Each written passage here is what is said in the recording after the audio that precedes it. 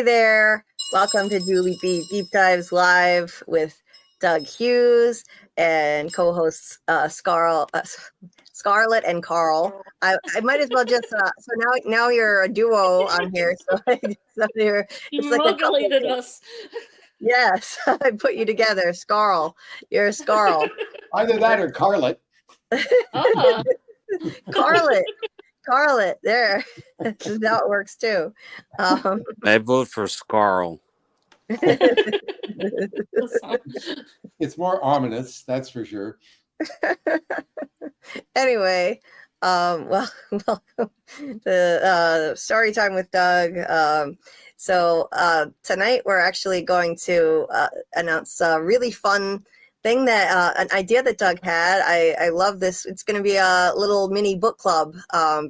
Doug we've talked about this many times on these lives, but Doug wrote a novel called The Poor Player, and unfortunately it has not been published. So I've been reading it, and Doug had the idea that people in this community, anyone who likes to read and wants to read it themselves, we can send you a copy.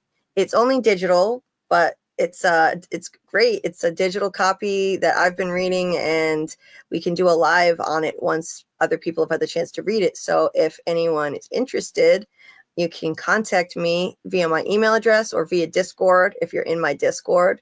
And I think that'll be really fun. Then we can do a live discussing it with those who have read it. It's very much a veiled autobiography about Doug. It's like if Doug were a spy. Anyway, thanks for being here, Doug, and suggesting this. I think it's going to be a lot of fun to do. My pleasure. It's this is all just part of my nefarious plan to get you to finish reading it. That's why I'm doing this. Yeah. And then there's the sequel. You know, there's another one too. So yes. So there's a sequel too. So then we can always do a part 2 and really make it a book club. I think this would be a lot of fun. And also, didn't you say once that you might eventually have inspiration to make a third, because this was going to be a series and then you decided not to? Yeah, I might. I had an idea. I still have like the germ of an idea. I haven't fleshed it out yet, but yeah, I've got an idea for the next book. And when I flesh it out enough, like when the idea grows to the point where it's something that motivates me, then I will write it. It's, you know, one of the things about writing, like writing has always been a secondary thing. I always considered myself an actor first and a writer second. Now, as luck would have it, when COVID hit and all that, suddenly writing became more important because it was the only thing that Marcia and I could do. We could keep writing even if we couldn't get any other work, you know, and even though we weren't getting paid, we could still create stuff. And so for the past, since just prior to COVID, I've basically been, my 2 careers have been kind of 50-50, but I still consider acting to be my primary career and writing to be the secondary one. So, and it's always been that way. So I've never put any pressure on myself to write stuff. It's like, oh, I haven't written anything today. I've got to sit down. You know, I've never been one of those kind of guys. I write when I'm motivated to write. Like when I get an idea and I go, oh, that's kind of cool. Then I will sit down and like bang it out for as long as it takes to do. But that hasn't happened for a long while. As I said, I have sort of like the beginnings of an idea for a third book. And if I come up with something sufficiently interesting, yeah, I'll get around to it. But that would be awesome. We'll see. That would be awesome. And just to give people an idea more, I mean, we talked about this before, but what the book is about. You wanna give people a little synopsis, Doug? Sure. As you said, it's a thinly veiled autobiography, but it masquerades as a comedy thriller. It's about this young actor named Harry Hargreaves, who, like 30 odd years ago, gets recruited by CSIS, that's the Canadian Security and Intelligence Service, to work for them as a spy. And when he's offered the job, it sounds like a great idea. You know, it's something that they promise won't interfere with his acting career, and they're going to pay him a shitload of money and all this, and he just thinks it's great. And then, of course, the reality hits when he signs the contract, and it turns out kind of to be the job from hell. And he's the hero of the book, but he's always kind of an inadvertent hero. You know, he's not like you know, your typical Tom Cruise character. He's the guy who kind of backs into the things that happen to him. When they do, you know, he turns out to be very adept. He turns out to have more resources than he actually realizes about himself. He's got depth to his character that he hasn't really appreciated, and it's the situations that happen in the book that make him realize, hey, I actually sort of know what I'm doing here. So that's kind of his journey in the book. Right. I just love that concept, and it's so much fun. I'm really enjoying it, and yeah, it's got, if everyone out here is really familiar with Doug's trademark wit at this point, and if you enjoy that and you enjoy Doug's personality, you're gonna love this book. I mean, it's just, this book is just so him, and you can hear his voice in it, and you can see him in Harry, the protagonist. So it's a lot of fun. It's a lot of fun, and I'm already halfway through it, and then I got so bogged down with channel stuff I didn't get to finish it, but now I'm going to. And so yeah, we thought it would be fun to bring more people in on it, so when we talk about it, people will actually know what we're discussing and can join the conversation, have a whole live where we talk about it. Of course, we'll give people enough time to read it. And so if you're in my Discord, you can DM me and I'll forward it to you, the PDF. Or if you're not in my Discord, you can find me at JulieBDeepDives@gmail.com. So it's just my channel name, all lowercase, easy enough. You can email me and I can forward it to you. And so, yeah, so like, I think that'll be so much fun. Let's say hi to the folks here. With Alice says, hi, everyone. Hi, with Alice. Nightman was here early, saying let us in. Early. Carl was first to say first, though. He won the little nightly contest for that. And Dieter was asleep at the time, so Dieter didn't have a shot. Hey, Debbie, nice to see you. Debbie said, hey, Doug. She was here early. Debbie is such a sweetheart. Hey, Dieter, I hope you feel better. Thank you. Yeah, I've had a rough few days, to be honest. My pain has been rough. A lot of stress, but good stress, and all of it is worth it. In the end, it was, it's a lot of it is this heat. We've had a heat wave that's been rough, but I do have, I have great news. I got the video back for my interview that I did with Keith David already. They edited it, and they cleared it for me to release. All I have to do is make some touch-ups myself, and I can release it anytime. So my goal is to get it out this week for everybody to see. So I'm excited to share it with everyone.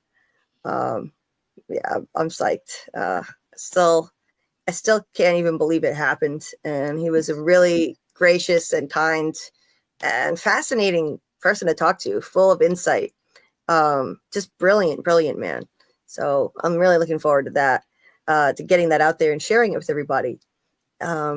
Amy says hi. Nice to see you, Amy.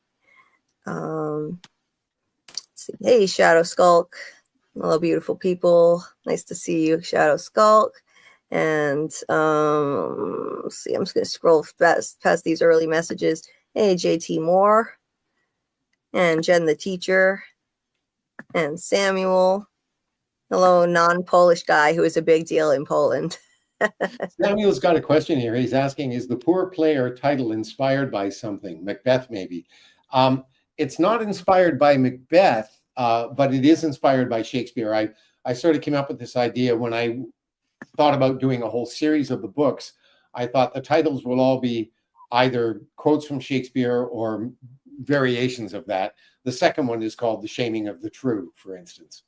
And actually, The Taming of the Shrew does make an appearance in that book. Harry goes off to this Shakespeare workshop and ends up working on a scene from Shaming of the Shrew as part of the story. But the Poor Player, it wasn't so much about Macbeth. It was just, I thought, such an apt description of Harry, the central character. So that's where that came from. Okay. Yeah, I love that. I love the idea to adapt the titles based on Shakespearean references. So if you do make a third one, then have you thought about what the next title would be? Yes, I've got a title for it already. Oh, awesome. And awesome. it's another, it's from the same speech actually as The Poor Player, strutting and fretting. And actually the germ of the idea I have for the story came from that phrase. I was thinking about titles, which is kind of the backwards way of doing it. Usually you come up with the story first and come up with the title afterwards, but I was thinking about possible titles, and that phrase popped into my head, and I thought, oh, I can do something with that. So it's still very, very early days, but we'll see. We'll see what comes out of it. Oh, yeah. Doug, I would have went with a Summer Night's Cream. Well, you never know. You never know. Shadow Skulk said, "Good evening, Doug. How goes it for you?" How are you, Doug? It goes well, Shadow Skulk. I hope the same is true for you. And yes, Amy said, "Hi, Doug." I think I highlighted that one. Samuel said, "Were you a fan of the show Hannibal, or was it just a job?" I answered this in the chat, actually. I had never actually seen an episode of Hannibal before we shot that. It was kind of like From in that regard. Although I had actually managed to see a few from the time I got hired. But Hannibal, no, I went into it cold. And I'm not a fan of the series in the sense that I didn't start watching it or anything, but I quite enjoyed it. I really liked the script and the episode that we did. Awesome. But you were familiar with other stuff, Doug, right? Like Silence of the Lambs and the like? Sorry? Were you familiar with other things like Silence of the Lambs? Oh, yeah, absolutely. And I've actually read the book Hannibal. Okay. Yeah. But I just never got into the series. I don't know if it was available. It might have been one of those things. Yeah. Yeah. Anywho. Well, I got 2 DMs already interested in reading the book. So we already got 2 takers. Yes. Shadow Skulk and Compassionately, I will absolutely forward you the PDF of the book so we can read it together, and we'll figure out kind of I'm not sure how much time, like what kind of time window we should look at to give everybody. We'll kind of play it by ear for now. That's exactly what I was just going to say. That's probably the best thing to do. Yeah, play it by ear. Or you could do it in sections too. We don't have to read the whole thing at once. Right. That's actually not a bad idea, because the first book, because it's an introduction to Harry, and I'm not giving anything away by telling you this. The first part of the book, after he gets hired, there's this huge section where he gets sent off and gets trained. And I figured that I knew that was going to make it long, putting that section in, but I thought, we're just being introduced to this guy. We have to see this happen. We have to see how this, this know-nothing actor turns into this active agent, So I thought, I've got to put the training section in there, and that made the book considerably longer. The second one's quite a bit shorter as a result, because we already know who he is. But yeah, doing it section by section is probably not a bad idea. But that's something we can play by ear as well, Absolutely. Yeah, we can talk more about that. Either way, I know it's going to be a lot of fun, and it'll be great to have more people to bring into the conversation about it. Absolutely. Yeah. A lot more fun for them than hearing the two of us talk about something they don't know anything about. So, And it's something that they can't even go out and buy, unfortunately, like we've talked about it before. They're like, where can we get this? We've had a bunch of people who always ask, they wish they could read it, but if we're like, sorry, it's not available anywhere. Well, now you can get a copy. Now you can actually read it. So I think that's awesome. And it's free. And it's free on top of it. You don't even have to pay even 5 cents. It's free, which is, it's kind of you to share for free with the community. We appreciate it. Susie says, hi. Hey, Susie. Hey, Susie. Okay. Amy remembered you from that episode. Wow. She said, I didn't know who he was at the time. I loved the Hannibal series and the movies. Oh, cool.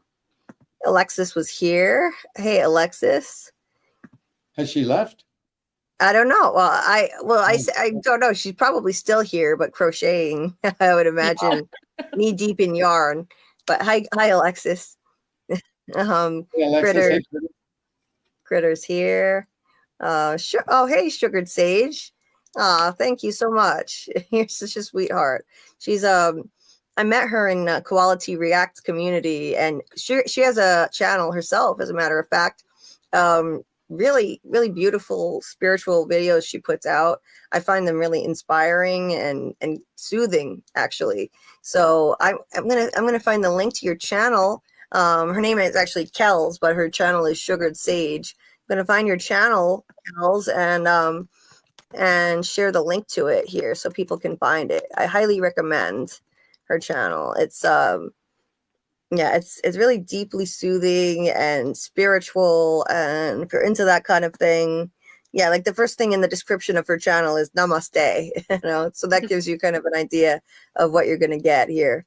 And I can't recommend it enough.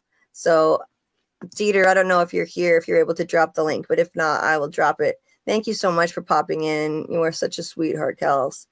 Compassionately. Yeah. Compassionately says, hi, Julie, Doug, Carl, and Scarlet. Hi, Kimberly. Hello. And let's see. And yes, Shadow Skulk. I got to the DM before I saw this. So yeah, you got it, Shadow Skulk. The book PDF will be on the way. And Critter, absolutely, you too. Critter says, yes, I want to read it too. That's so rad. I love Doug's creativity and ability to write and think. 100%. Absolutely. She said, I would love to read it. Kimberly said. Susie said, I'm in. Y'all look lovely tonight. Well, thank you, Susie. Well, thank you. Yep, that was the Macbeth one that I highlighted. Hold on a sec. Oh, hey there, Diviner Zember. Nice to see you. Hey, Miss J. Hi, Miss J. We're doing all right. Hope you're doing well. Yes, Fromely Book Club. Absolutely. Yes. That's what you can title those live streams, the Fromely Book Club. That's lovely. That's perfect. Yeah. I love it. Can we do that though, Doug, on certain times? Oh, what? Referring to ourselves as the Fromely? Yeah, I think that's. Oh, I don't think that's crossing any bridges that we're not I'm allowed just to cross. Sure. I'm just making sure. Yeah, we gotta be careful. Yes, absolutely. Thanks, Susie, for dropping the link to my Discord. If you're not in my Discord, we do watch parties all the time. It's a lot of fun, and it's a way to keep the conversation going. So, and it's a way that you can DM me if you'd like, rather than emailing me, to get a copy of Doug's book for free. Critter says, yes, can't wait for the interview. I can't wait to drop the interview with Keith David. It was truly an honor. I'm really grateful for the opportunity. And the next time he announces upcoming projects that have not been announced, I'm going to reach out again. I was basically given an open invitation to do that by his agent. So, I'm thrilled about that. I just loved that interview. And so, yeah, I'm looking forward to sharing it with you guys. We talked about, I tried to cover all the bases. I asked him a question related to The Thing and They Live, my two favorite projects he's ever done, and two of the most famous. And I asked him about his new jazz album he's putting out. And they just announced that he's getting a spinoff of Rick and Morty. His character, President Curtis, is getting his own spinoff of Rick and Morty. So I asked him about that, which is so exciting. And then the voiceover work, of course. I had to discuss his voiceover work because, boy, has he done a plethora of that. Wow. He has a massive catalog. So a little of everything crammed into a 14-minute interview. And that's short for me. So I'm proud of myself that I was able to be concise and keep it moving, not blab on too much. Yeah. Wasn't easy. Sneak peek, guys. Julie was amazing. Thanks, Carl. I already showed it to Carl, so he got a sneak peek viewing of it already before I release it. So, yeah, we'll get it out as soon as I can finish some last minute edits if I can. Let's see. Oh, that's okay, Amy, about the hand skin color. She put in a hand emoji, which was like a person of color hand. It's okay. It's no worries there. And thanks with Alice. Anyway, oh, that's right. Keith David is about to get a star on the Hollywood Walk of Fame. Cool. Oh, I should have mentioned that. Nice. Damn, I forgot about that. Yeah. Well, he Oh. probably got asked about that in every other interview, so you know. Yeah.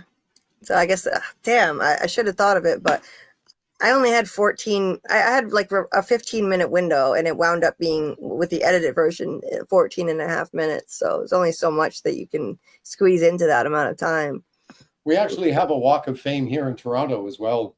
And it's very close to where I live because the entertainment district is just a few blocks away. And it runs along beside Roy Thompson Hall, which is where the Toronto Symphony plays. And then it goes along King Street West, which is where a lot of the big theaters are, the big commercial theaters. And it's surprising the names that you see along there. Many of which you wouldn't know, I don't imagine, because they're all Canadians, but many of which you would. And in fact, one of these times when I'm walking along there, I should scoop up a few of the names and throw them at you the next time we're on here. And because some of them are, you know, people like Jim Carrey and Martin Short and those kind of guys, you know. Oh, Yeah, nice. You should take some pictures, Doug. Yeah. Could do.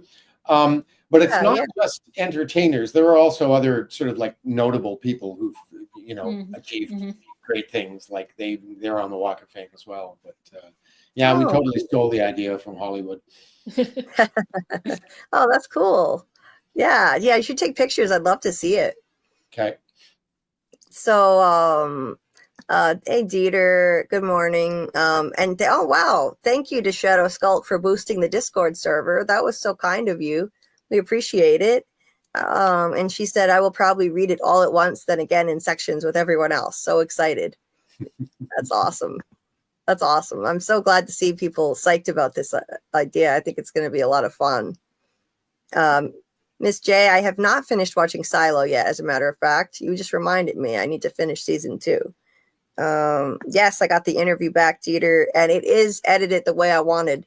He started the interview singing a snippet of Julie, Do You Love Me by Bobby Sherman from 1970. And you could have knocked me over with a feather. I was not expecting him to bust into song, singing Julie, Julie, Julie, Do You Love Me? Talk about throwing me for a loop. I'm sitting here trying to be like a professional journalist and like, whoa. And you could see it, you know, I got flustered, but then I had to kind of get back into the groove. Okay, like put my interviewer hat back on and got into the questions after that. But yeah, I was not expecting that. And he sang beautifully. He's a beautiful singer, and he's releasing a jazz album this fall. So yeah, that was wild. He actually got his start as an actor in theater, which is how you know, I asked him about that. Did you know, studying, he also went to Juilliard, but then between that and starting out in theater, I said, like, did that help you be so versatile? He does so many different kinds of roles. And he said, yeah, actually, those two things. Because Doug, I know that working in theater has contributed to how versatile of an actor you are, how you can perform in pretty much any genre. And theater really had that impact on you, you know, being involved in all different productions, especially the Shaw Festival, the way that you had to do all different types of things, right? Shaw and Stratford, although I was at Stratford for a much shorter time. But yeah, and you know, here's the thing, that kind of variety is kind of built into most people's theater careers anyway. It's just the nature of theater. We don't have the same sort of stigma, or at least not to the same degree that you get in the film and TV world, where people get so pigeonholed as doing one thing or another. You know, like you star in a couple of comedy movies and that's it. You're stuck doing comedies for the rest of your life, or horrors or whatever, you know. That tends not to happen so much in theater. And so particularly if you're not like a sort of leading man or a leading lady type, you know. You tend to find yourself working in all sorts of different genres and working situations, you know. I mean, everything from school tours to big commercial musicals and everything in between, you know. It's just the nature of the business. Right. Yeah. So I just thought that makes total sense then. When I was doing research for that interview and I saw that he started out as a theater actor, I thought, well, there you go. That explains why he's able to go from comedy to drama, everything in between. So versatile. There you go. You have to do that. You have to be versatile to be a theater actor. Amy, oh, that's awesome. That's awesome. We got Sugared Sage past the 50 sub mark. Thank you guys for supporting my friend Kels, aka Sugared Sage. Thank you so much for doing that. That's awesome. And that enables her to start streaming if she wants to. So thank you guys so much. Thank you. Shadow Skull said, yes, of course, no problem. And y'all are very welcome. I don't know what that actually does, but my Discord server boosts have been sitting there available and I keep forgetting. Well, what that does, it does a bunch of things. For one thing, it enables us to have bigger watch parties. If we want to have more than 15 people at once, then we can have more than 15. It enables us to have more custom emojis that Dieter has designed. And he's got a whole bunch, a truckload of awesome, fun emojis, including a custom one of the man in yellow that we love. So yeah, so it does help a lot. So we appreciate the Discord boost so much. What else here? Oh, Bill Chill said, what's up, gang? Hey, Bill Chill. And Steve said, hey there, Julie, Dougie Fresh. That's one of your nicknames around here now, thanks to Tony, Scarlet, and Carl. Tony started that. That was funny. Yeah. It reminds me, there was a gal at Shaw who, you know, because of my using my middle initial, she always called me Dougie. Hey, Dougie. So every time I see Dougie Fresh now, it makes me think of her, which is somewhat bittersweet. She passed away a few years ago, actually. This woman named Mary Haney. She was a lovely actress. Her brother was one of the guys who invented Trivial Pursuit, by the way. Oh, wow. Yeah, and it was interesting. This was back around 1981, I think. And one of the first things these guys did when they put the game together was they needed to find investors. So they would go around to wherever and get people to play the game with them. And they'd get so hooked on the game, then they'd talk them into buying shares. And they were selling $1,000 shares in the business. So, you know, because one of these guys was Mary's brother, I think two of her brothers actually were in on it. They would have these parties at the Shaw Festival back at the time, and a lot of the actors loved the game, but they couldn't afford the $1,000. But several of them did. Several of them invested, and everybody who did made a shitload of money as a result. So, wow, right place and right time. Yeah, I bet that game is massively popular. It went on to become that way. Wow. Oh yeah, they made a ridiculous amount of money off that game. I bet they did. Yeah. One of the brothers went off and bought a couple of golf courses, you know, as a result. He was an avid golfer, so that's what he did with his riches. Oh my God. That's incredible. Yeah. To get it on the ground floor of something that takes off like that. Oh God, those lucky people. Anyway, Samuel wanted to know how many PDFs are available. I don't think we have any limit on that, do we? We can just, anybody who's interested, we could just send it to them. You can send that copy indefinitely. I mean, send as many as you want. So, you know. Anybody who wants to read it, just hit me up. Hit me up in the Discord, or if you're not in Discord and you're not a Discord person, I highly recommend you join. But if you really don't want to join, you can email me at JulieBDeepDives@gmail.com and I will forward it to you. Happy to do it. Critter, I did not ask Keith's favorite director to work with. I had very limited time to ask questions, but yeah, maybe I'll keep that in the memory bank for next time. Yeah, two of the best movies of all time. I agree. The Thing and They Live. Yes, yeah, he's basically the Obama guy on Rick and Morty. He is partly inspired by Obama and others as well, that President Curtis character. I don't know who's creating the new show, Susie. I'm not sure about that. But yes, that's just got announced last weekend at Comic-Con, San Diego. Dieter, thank you so much for all that you do. Appreciate you. And Dieter, Dieter actually reminded me of something when he just said back to sleep or back to Ankui. LOL. He sent me this. He sent me this in the mail, which was really kind of him. I don't know where he found this, but somebody made these shirts. It says Ankui, and it has a faraway tree. Cool. Yeah. Ankui. Yes. So it's a really pretty t-shirt too. Thank you so much, Dieter. That was so sweet of you. Anyway, moving on. Let's see if I can catch up with you guys. Oh yeah, some folks have been talking about how they did theater when they were younger. Yeah, I never got to be in anything. I would have been too scared. Everybody watching, but I'm sure it's a lot of fun. Susie did some theater, like the Munchkin or Oliver Twist or the Oompa Loompa. That must have been fun. That must have been a lot of fun. Oh, hey, Doc. Hey, Doc. There's Doc. Trace says, hi, Doug. Hi, Trace. Doc, I was thinking about you earlier tonight.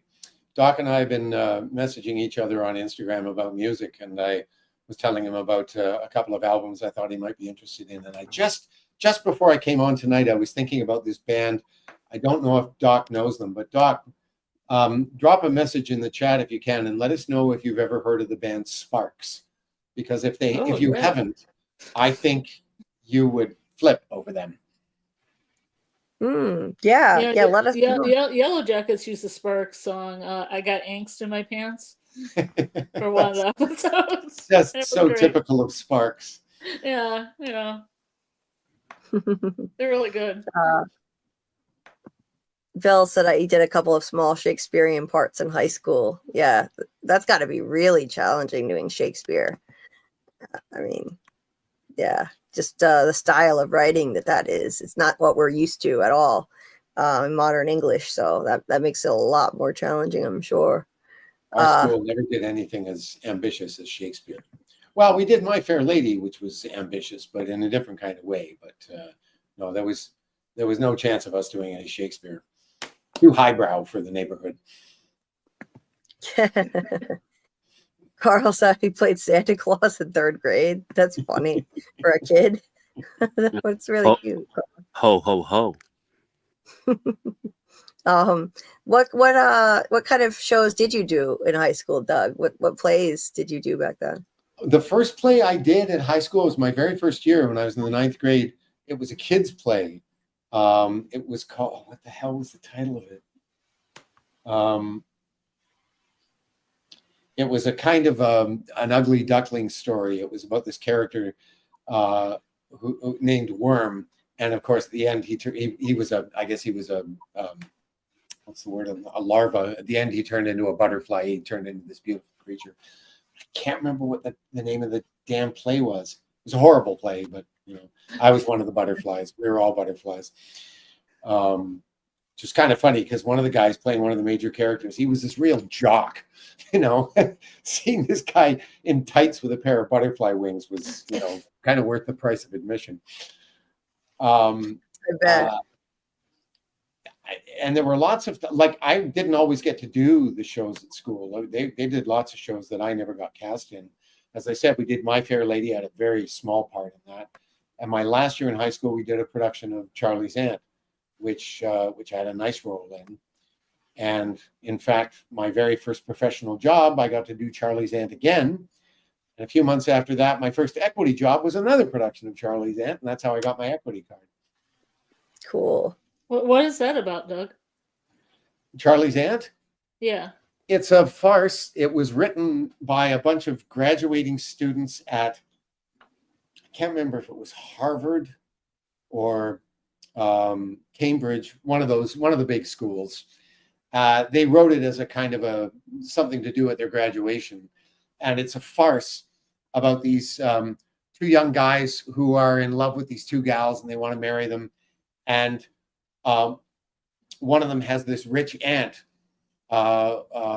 who's from Brazil, and she's supposed to show up and give her blessing to these two guys getting married, and she doesn't show up, and so they get one of their friends to dress up in drag and pretend to be the aunt. Okay, yeah. And of course, no sooner does he get into drag than the real aunt shows up, and the shit hits the fan, and it's a very funny play. It's a lot of fun. But it's a very old farce. It was written in 1897. So. Oh wow, yeah. So different kind of humor. You know, humor evolves a lot over time, and so yeah, that was a very different era. But that sounds like a lot of fun. Oh yeah, it's a great play. Great fun to do. Right. Yeah, my high school, I remember I attended a play once. They did Grease, and that was fun to watch. I always envied the theater kids who had the talent to do that stuff, because it looked like just a blast, absolute blast. Doc said I listened to the Vampire album by Goblin at work today. I got him into Goblin a couple days ago. Oh, okay, cool. I saw them live twice. They're an Italian proggy rock band. They're really good. They did a lot of soundtrack work for Dario Argento, and I played like Suspiria, and their title song. In order to be a good band, you got to have a song named after yourself. So there's probably a 12-minute track called Goblin by Goblin, highly recommended by me. It goes from kind of like a Renaissance fair flute thing into some jazz, into almost a blaxploitation number, into some kind of like mystic sounding stuff, back into the Ren Fair flute. It goes from thing to thing to thing so much that it's a joy for me to listen to. It is a really great composition.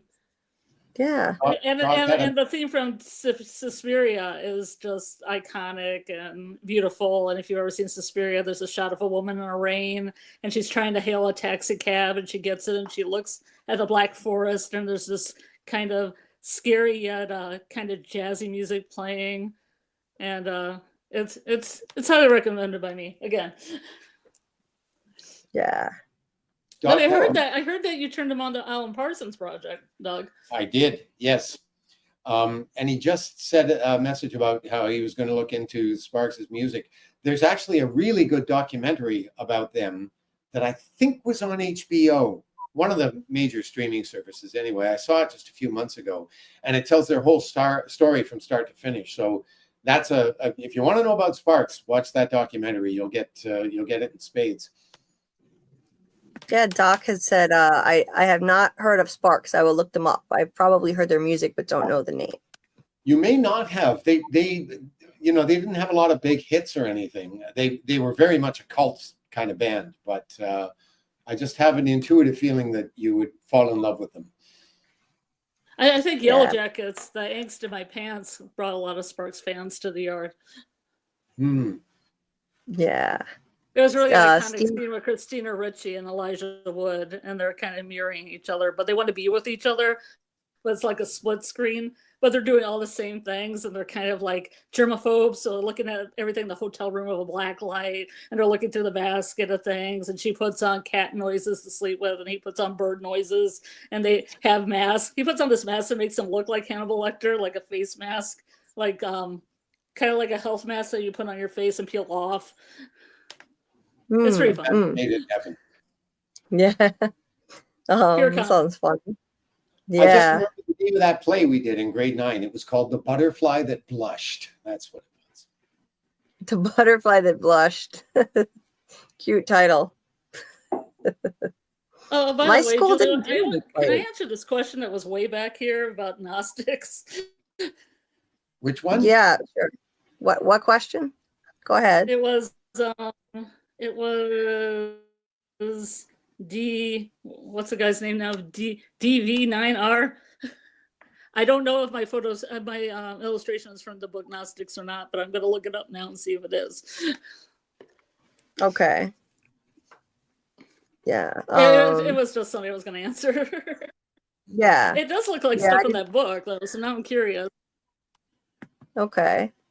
It was just a little Yeah, fairy that I tried to pick up and, use for From. So, okay. Yeah, I missed that. I didn't see that here in the chat. Steve said he was in Stone Soup in 2nd grade, but fell off the stage. That's no. horrible. And broke his foot during rehearsal. He said, so they made me be the narrator, and opening night, my crutch slipped on the edge of the stage and I fell off in the middle of narrating. Oh my God. It's a double whammy. Wow. You just couldn't catch a break with that one. The Yikes. Jennifer Lawrence of school plays. It's horrible. Oh God, poor Steve. Yeah, like when they say break a leg, they don't mean it literally. Like you don't go breaking a leg. Jeez. Critter said, gotta go, y'all. I gotta take a call with my writing partner about the series we are writing. Wow, that's really interesting, Critter. You're holding back on us. I'm curious about this. This is fascinating. I didn't know you did that kind of work. You'll have to share with us sometime about the kind of stuff you work. Critter. Cool. We love you too, Critter. Okay. Let's see.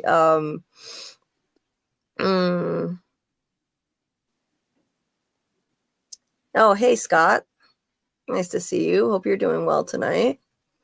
Yeah, I don't know why my elementary school was boring. We didn't have any plays, Doug. Like there weren't any fun little cute plays that you could be part of. Not even holiday plays? A Christmas play? Nope. No? I mean, we didn't have anything. We didn't do a play in my school. Sorry, Doug. My primary school, we didn't do a play until my last year there, which of course I had to be in. That's the one that was an operetta, and I had to be a dancer because I couldn't sing. Yeah. I even if they had done it though, chances are I would have been too nervous to be part of it. But yeah, I was disappointed that we didn't have any. It would have been fun to just attend one. So Doug, I remember. Oh, sorry. No, go ahead, Scarlet. No, I just remember in Catholic school we had themes. Like one year we had like a circus theme, and my mom made me. I was a lion, and she made me a lion's mane headpiece out of a mop. Oh yeah. So I ran around like a lion. Another one I played an ostrich, and that was a Christmas play. That's cute. An ostrich. Esmeralda the ostrich. That's really cute. So I was going to say, Doug, last time you were going to tell a story that goes with this picture that you uploaded here, and we didn't get a chance to get to it. Yeah, I posted this on Facebook a week or two ago. There's this thing that pops up every once in a while. I think I told you about this before we came on. This post on Facebook for theater professionals that just says, post a picture of your work, whatever your capacity is, whether you're a designer or an actor, a director, whatever, a writer. Just post a picture from your career. No explanation, just, share a picture from your career. And so I always do one of those when I see that. And this was the one I did last week. This was from a kids show that I did twice, actually, in 1984 and then again in 1985, called Alligator Pie, based on the books by this children's writer, Dennis Lee, very well known in Canada. And his first book was called Alligator Pie, but the show was made up of stories and poems and songs from, I think, about 5 of his books. And this picture is from a poem called The Friends. And it's this little girl. That's my friend Peggy Coffey on the left, who was playing the girl. And I was playing her imaginary friend, whose name is Eggy. And the gist of the poem is that every time they sit down to eat, she has to get her mother to put a serving of whatever it is for Eggy as well, but it turns out that Eggy doesn't like any of the food, so she has to eat it all, right? That's kind of the basic thing of the poem. And so I posted that picture, and the director of the play, who I haven't seen for decades, responded with a message, and it was the first 2 lines of the poem, which were, when Egg and I sit down to tea, he never eats as much as me. And when we did this show the first time, we toured for God, I think it was 9 months. We took it right across the country. We were doing it forever. And after a while, I started writing parodies of all of the songs and the poems in the play. And I think I did the entire script. My version was called Denigrator Pie. And most of it was absolute pornography or profanity or completely politically incorrect in one way or another. And to give you an example, the first 2 lines of my version of this poem went, "When Egg and I sit down to tea, the only thing he eats is me." So that was my message back to the director. And then he said, "Oh, I remember another one of your poems." And I just said, "Stop right there. Don't you dare put that out in public." Oh, that's awesome. Oh, they were way over the line. I mean, it was nastiness. In fact, Peggy begged me not to show her any of the poems until the tour was done because she was terrified that if she read them, she might go out there one night and by mistake do the lines from my version. I said, "Peg, if you read this, you would realize very quickly there is absolutely no danger of that ever happening." Oh, no. I love the costumes. It's so silly. I actually bought that costume in New York City. We were each given a small amount of money and told, this was the second production. The first production was out of Toronto, and that's the one that went right across the country. When we played in Winnipeg, the company that brought us in there was a company called Manitoba Theatre for Young People. And they loved the show so much that the following year, they produced their own tour of it that we took around Manitoba. And so this is from that second production. And so Michel, the director, got some money for costumes. And he just said, "Okay, you each have a budget of this much. Go and get whatever you want." And so I was going down to New York City right around this time. So I went shopping in Greenwich Village. And those jeans that I'm wearing and that T-shirt are both from a shop in Greenwich Village. Nice. That's awesome. Wow. I love it. There's so many amazing costumes that you've worn in various theater productions. As I was designing this thumbnail, eventually, when I get better editing skills to make thumbnails, I want to put more of these photos of you from different productions into a thumbnail for these lives, because there's so many amazing outfits that they do for theater. It transforms you like a chameleon into so many different things. It's so amazing. Yeah. It's amazing what a change of clothes can do for you. For example, this yellow suit that I had to wear once. Yes. Yes, made quite an impression. It certainly did. That's for sure. Oh, man. The yellow suit quickly became iconic. Good day, Carla Way. Nice to see hi, you. Carla. Long time no see. Yeah, joining us from down under. I always forget how many hours ahead they are, but it's a lot.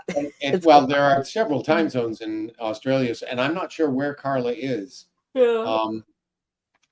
But probably somewhere around 15 hours difference. So, right now it would be 2 in the afternoon there, I guess, 2:15 in the afternoon, or give or take an hour. Right. What was this? Carl said I breakdanced on Hollywood Boulevard in the 80s. Wait, really? Yeah, Wow. there was a lot of cardboard involved. Mm-hmm. I had to break dance in Alligator Pie. Then we came out at the beginning breakdancing, actually. Wow. That's amazing. Like what kind of moves could you do? Like, oh, I had to backspin, and I did the wave, and it was just stupid. It's a bunch of kids just goofing around, right? We didn't have to be particularly good at it, but yeah. You do the worm, Doug? No, didn't do the worm. The backspin was enough. That was especially when you have to do 3 of those in one day, In fact, I bet when we were in Vancouver on the first tour, they tried not to do this to us, but every once in a while we would have a 3-show day. And this show was like a 50-minute aerobic workout. It was exhausting. And doing 3 of them in a day was like really over and above the call of duty. And I woke up in the morning of a 3-show day in Vancouver, and I was violently ill. So the stage manager took me to the local hospital, and they checked me out, and I figured it was stomach flu. That's what it felt like. And so I go into Emerge, and this intern comes in, and he checks me out, and he says, "Yeah, it sounds like stomach flu, but we'll do a swab of your throat just to make sure it isn't something bacteriological, and I'll be back in a while when we get the results." So off he goes, and he comes back a little while later, and I said, "So, am I terminal?" And he looked at me and he said, "Well, yeah, eventually." Oh, And I said, "What's the deal?" He said, "You got stomach flu." And I said, "And there's nothing you can do about it, is there?" And he said, "Nope." And I thought, and then he said to me, I said, I got to do 3 shows today. And he said, "Well, you'll probably get through it, but you're not going to feel too good about it." And I thought, if I ever have anything seriously wrong with me, I want this guy to be my doctor. You know, the guy that walks in the room and goes, "Well, you're fucked. Sorry, nothing we can do. See you later." it's not even, don't even gloss over it. Wow. It's blunt. But he was absolutely right. I got through it, and I didn't feel too good about it. So, you know, it was an excellent prognosis. At least he gave it to you straight. Yeah. Absolutely. Scott, wow, you had a big storm where you are. Said there are many people that have it worse than you. Well, I hope that things get better for you, Scott, and we're here for you. You know, we're always here when you are able to join. We appreciate it, and we're here to support you. Hope things get better, and for everything that you care about too. Are you in Texas, Scott? Yeah, Scott, where are you at? You know, we're really sorry to hear about that, Scott. Kimberly loved the picture. That's such a cute picture, Doug, that we shared. That was adorable. That was one of my favorite poems to do because like Peggy had all the lines and I just talked in gibberish, you know, like Eggy had to have a voice, right? There's a couple of clowns in Toronto called Mump and Smoot, and all of their shows are done in this kind of ersatz language of theirs, and Eggy was kind of the precursor to that. The first time I saw Mump and Smoot, I was like, yeah, I had to do that once. That was very cool. A lot of fun. Nice. So now my question is, can you reenact some of that voice for us right now? Yucky zappa wacky yappets. And there's this thing when she's talking about how when they go to bed at night, you know, like Eggy often gets scared, and of course she's talking about herself getting scared, you know, it's scared, and so she was talking about, you know, it getting dark and hearing noises, and I would say things like, "Watch it," you know, and then scream bloody murder when the monster comes out of the closet, stuff like that. That's amazing.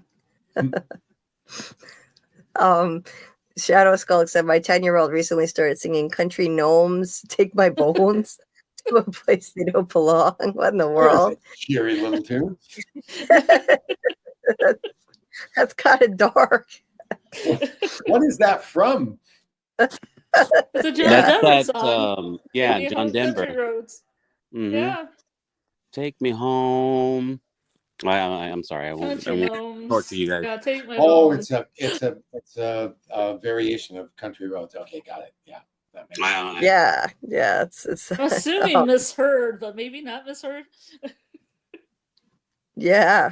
So Scarlet said it's 12:45 p.m. here on a Thursday for me. Oh, okay.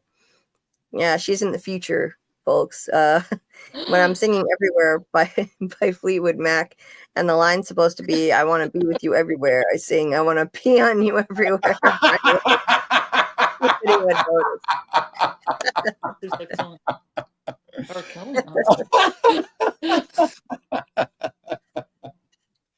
That's a riot. You completely spoiled that song for me now, Carla. I'll never listen to it the same again. Well, and she's quite the singer too. That's hilarious. Just crooning that. No one would expect it. See if anyone picks up. Yeah. Yeah. Yeah.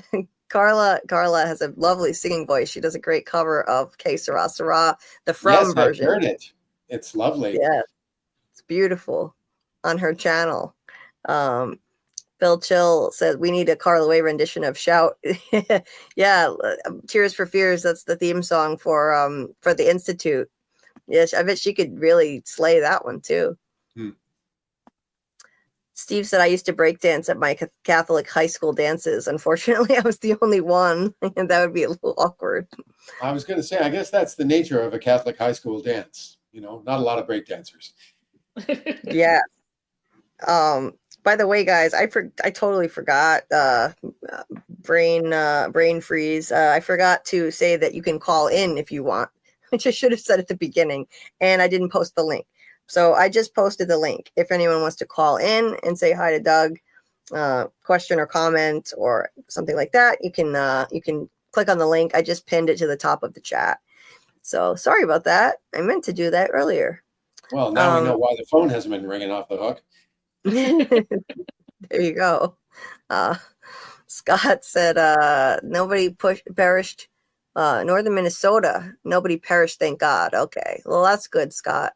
Nobody lost their lives. That's good. With a bunch of roofs gone and a few buildings ruined, we had tornadoes, multiple moved through, lost power for a few weeks, some only a couple days. That sounds terrible, though. A few weeks? Jesus, that's brutal.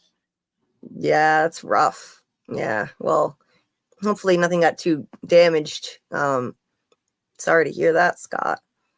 Amy said, young Doug is so cute. Looks like a lot of fun you guys were having. Oh my God, we had so much fun doing that show. And it was funny. It's the kind of show that you'd think we would have spent a lot of time trying to crack each other up, but we didn't really. But there were a few times when that happened. There was a poem called The Cat and the Wizard.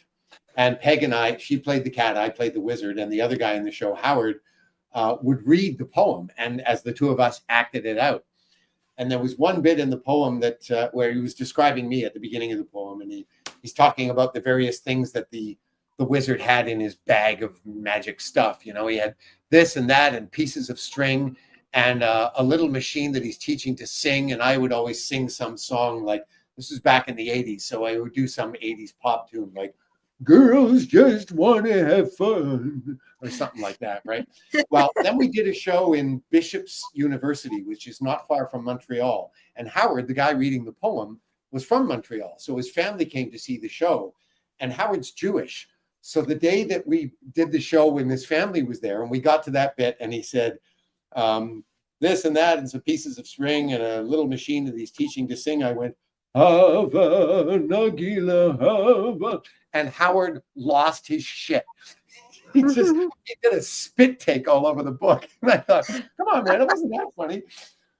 But, that's amazing. I love it.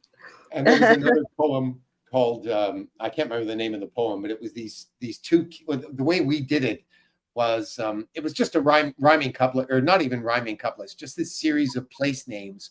And the poem would say things like, in Kamloops, I'll eat your boots, or in Napanee, I'll eat your knee. And that's, the poem was just a whole string of these, right? So the way we did it in the show was two kids making prank phone calls to each other. We had these two big fake phones that they would pick up and call each other, and they would spew these at each other back and forth. Well, I wasn't on stage for this one, so I used to stand behind the our musician, who sat in this little sort of cave thing. And the back of it was just a black curtain. So I could get like right behind her, like my lips were almost right at her ear. And while they were doing the poem, I would say things like, in St. Kitts, I'll eat your tits. And just crack up our piano player. So, oh my God. You got to do something to keep yourself sane when you're doing a show for 9 frigging months, I bet. Yeah. That's gotta be, that's something that I don't think about much regarding theater. It looks like you're having a lot of fun, but it's gotta be a bit tedious sometimes, having to repeat the same production again and again and again, sometimes more than once in the same day. You gotta get a little tired of it. we were usually doing 2-show days, you know, and the show was only an hour long, so it wasn't a big deal. It was physically very taxing, but it wasn't long. So, you know, but that's the challenge of any long run. You know, I mean, you look at some of these shows. I mean, I had friends that were in Phantom when we did it in Toronto years and years ago, and they were doing that show for literally years, you know, and I don't know.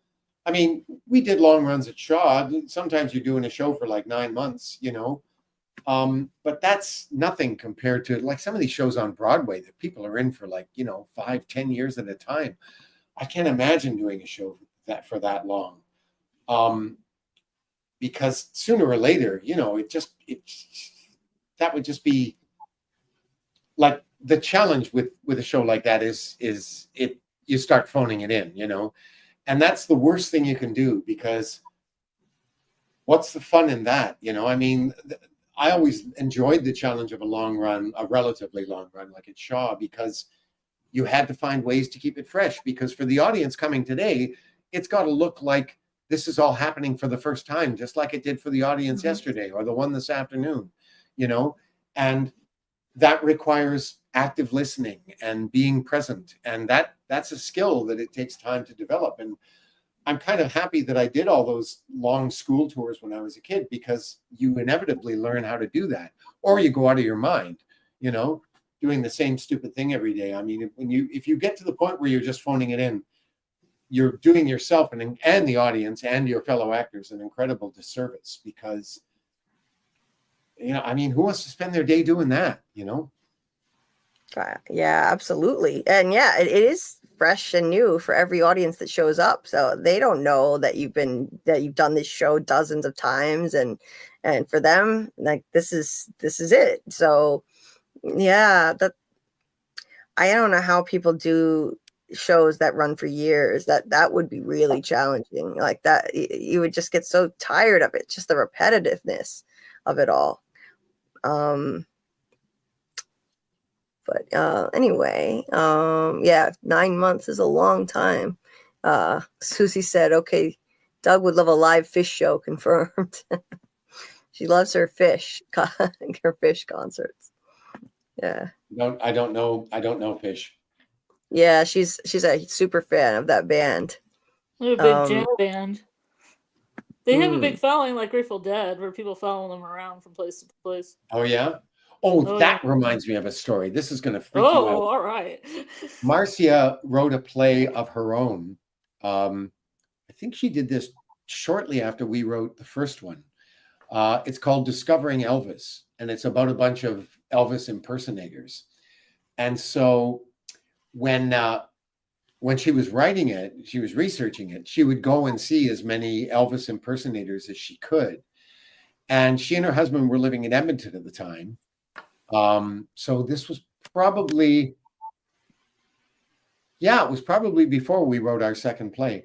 And this Elvis impersonator came to town, so they went to see him. And there was this couple there from somewhere in the Midwest. It was either Wisconsin or Minnesota, somewhere like that. And they had an RV, and they had driven all the way up to Edmonton to see this guy. And Marcia was very curious about these people. I mean, the research for her was as much about the audience, the people who would come to see these shows, as it was about the Elvis impersonators themselves. So she started asking these guys, you know, about their life and all of this. And it turns out that they had sold their home and bought the RV and were following this particular Elvis impersonator around to every single show he did around North America, because they were absolutely convinced that Elvis was not dead, and this was him, and that he was pretending to be an Elvis impersonator to stay under the radar. And I just thought, holy shit. You know, this was years before QAnon. And so, like, I had just never encountered that degree of, what's the word I'm looking for? Well, just divorce from reality. I mean, it's just a delusion. I just like delusion. Yeah. How can two people, I don't know. I could never get my head around that. But is that amazing? I mean, Jesus. It's insane. It's really scary how anyone could be that unhinged. That you're questioning basic facts. And I mean, there's got to be somebody out there, since me and Doug talked about Elvis dying on our mutual birthdays, that thinks they're Elvis reincarnated in like 1978 if they're born on that day. They probably think they're Elvis. They might be right. K.D. Lang famously thought she was a reincarnation of Patsy Cline. Oh yeah, I remember hearing about the problem with that was that she was born before Patsy Cline died. So yeah, the math doesn't quite work there. The math isn't mathing there. That doesn't make sense. But I mean, this Elvis impersonator, I thought, what must this be like for him? Because people that bent, I mean, they must have approached him, and probably several times. And like, what would that be? I'd be really freaked out if I had a couple of stalkers like that, you know, and I was going around North America and they were showing up at every one of my shows. Yeah. You know, I'd be hiring security, I think. I think so too. Yeah, that's it's like a psycho. If they really think he's Elvis, then who knows what they could do. Yeah, I mean, it's like the people. It's like I mean, you know, when there are theories that someone on a show could be reincarnated from someone else, but they're both still, but like this person is still alive. It's like that doesn't work. One of them has to die first, unless there's some timey-wimey stuff going on. And so they're both existing at the same timeline, and one is a reincarnation. That means you got to incorporate time travel into this. So, yeah, that's weird. I never heard that about K.D. Lang. Very odd. Anyway, but let's see. 5 to 10 years seems more like a sentence than a gift, mainly because it was like Groundhog Day for years. Yeah, Scott, that's a long time. Like Amy said, we're glad you're safe, and you're welcome, Scott. We're always here to support our community members. Anybody who wants to be part of our community, we care. Amy said that P version of the song could be pitched to Weird Al. Yes, it could. It could. Yes, please hit the like. I forgot to mention this sooner. Please hit the like button to help people find the stream. We would appreciate it. Yeah, to give up their lives and home just to travel following someone is especially deranged. That is, I mean, even if he really was Elvis, that's pretty freaking strange, you know, like. It is.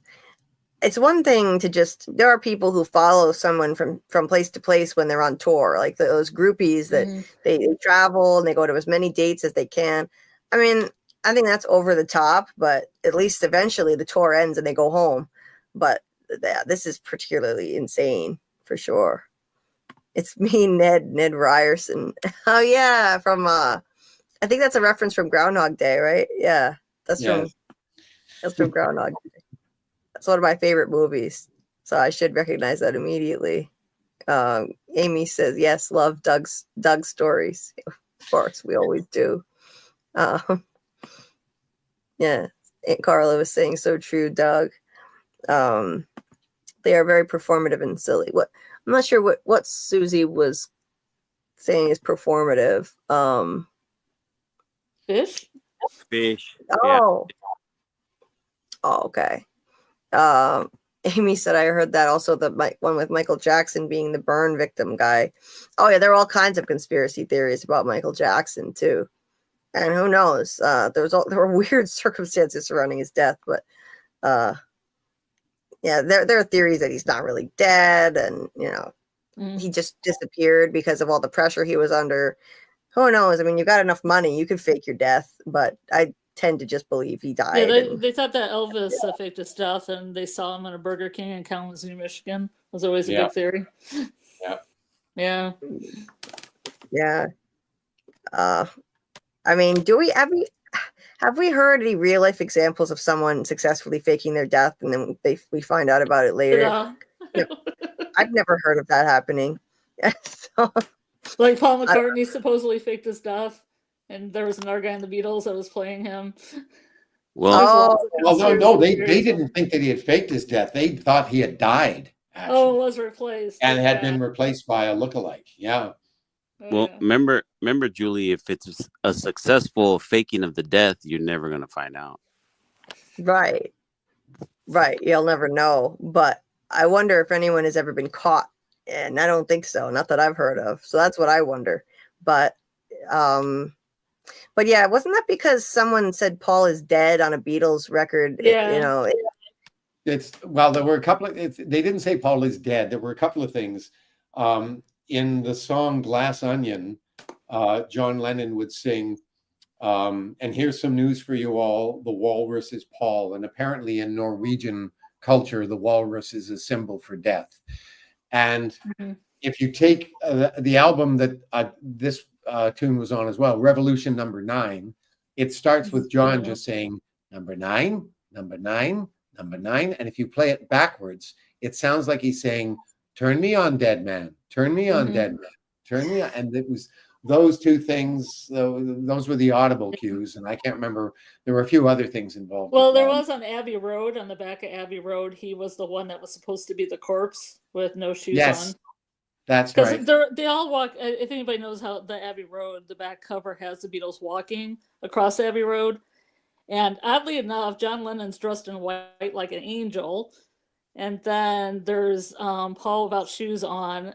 George Harrison has a book like he's a preacher. And then Ringo's a minister. Let me get this straight. John was an angel. Ringo was a minister. I can't remember what George was a gravedigger. And Paul was the one without shoes. And they're supposed to be the roles on the back of the Abbey Road album. Right. Yeah, I heard some weird stuff about that. It's interesting. I find this stuff fascinating. Doc said, good grief, I must be doing something wrong. I don't think even one person really believes I'm from Planet X, but I am. You're not from Planet X? Yeah, I believe it. What? Jen? Oh, there's the one that Tupac is in South America, too. And Tupac died. Yeah, Jen, that's another one. Bill, yeah, Elvis, Tupac, and Michael Jackson. Those are the biggest ones. People they're all living together. Yeah. Steve said, speaking of faking deaths, I just went to check on my grandmother, and I thought she wasn't breathing. And when I touched her neck to check her pulse, she jumped up screaming and cursing in Italian and punched me right in the eye. Oh my God, Steve. Sorry about that. I hope your eye is okay. I'm glad your grandma's okay, though. Yikes. Steve is an amazing caretaker for his grandma. He's doing a beautiful thing for her. Shadow said, I've never had experience with delusional folk thinking there's someone else, but have dealt with a delusional neighbor fixating on us and trying everything to destroy my kids and my life. Jeez, Shadow Skull. Sounds kind of like Doug's crazy neighbor who thought that he stole their kid's bike.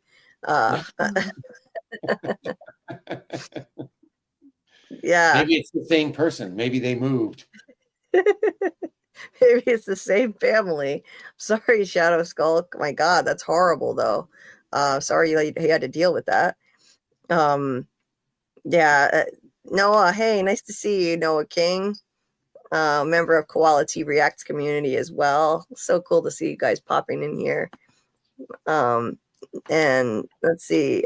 Doc says everyone should sell their worldly possessions and give all the money to their benevolent overlord, yours truly. Yeah. Good luck convincing people of that one. Yeah. Grandma's punching bugs. Yeah, Bill, that was a riot. Oh my God.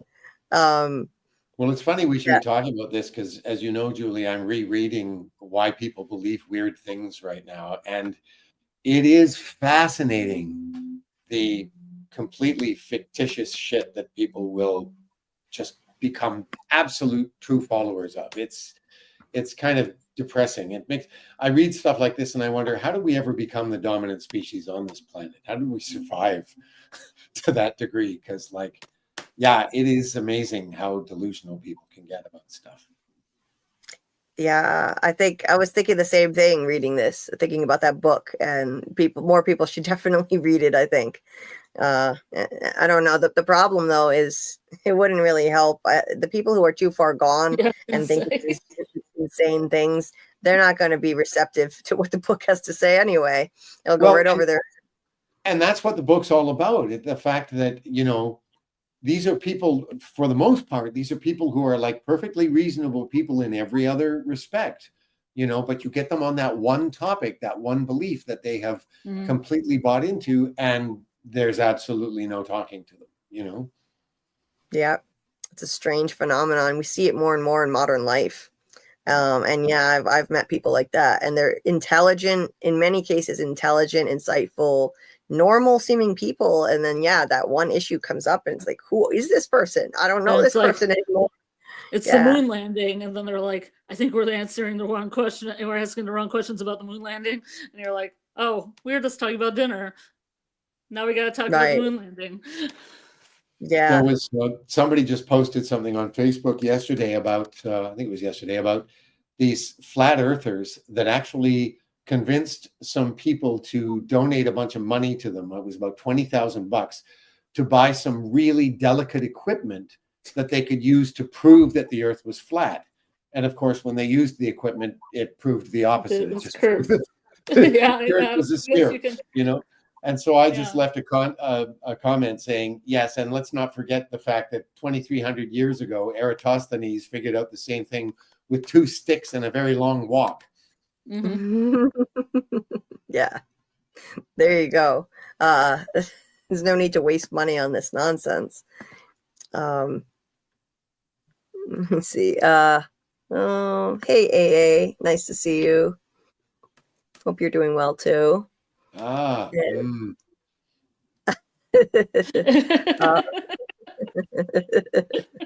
AB said, I think instead of paying the government tax, we should pay a tax to get the homeless people a home. Yeah, I mean, it would be nice if the government would use more of our tax money on helping the homeless and things like that. I would be all for it.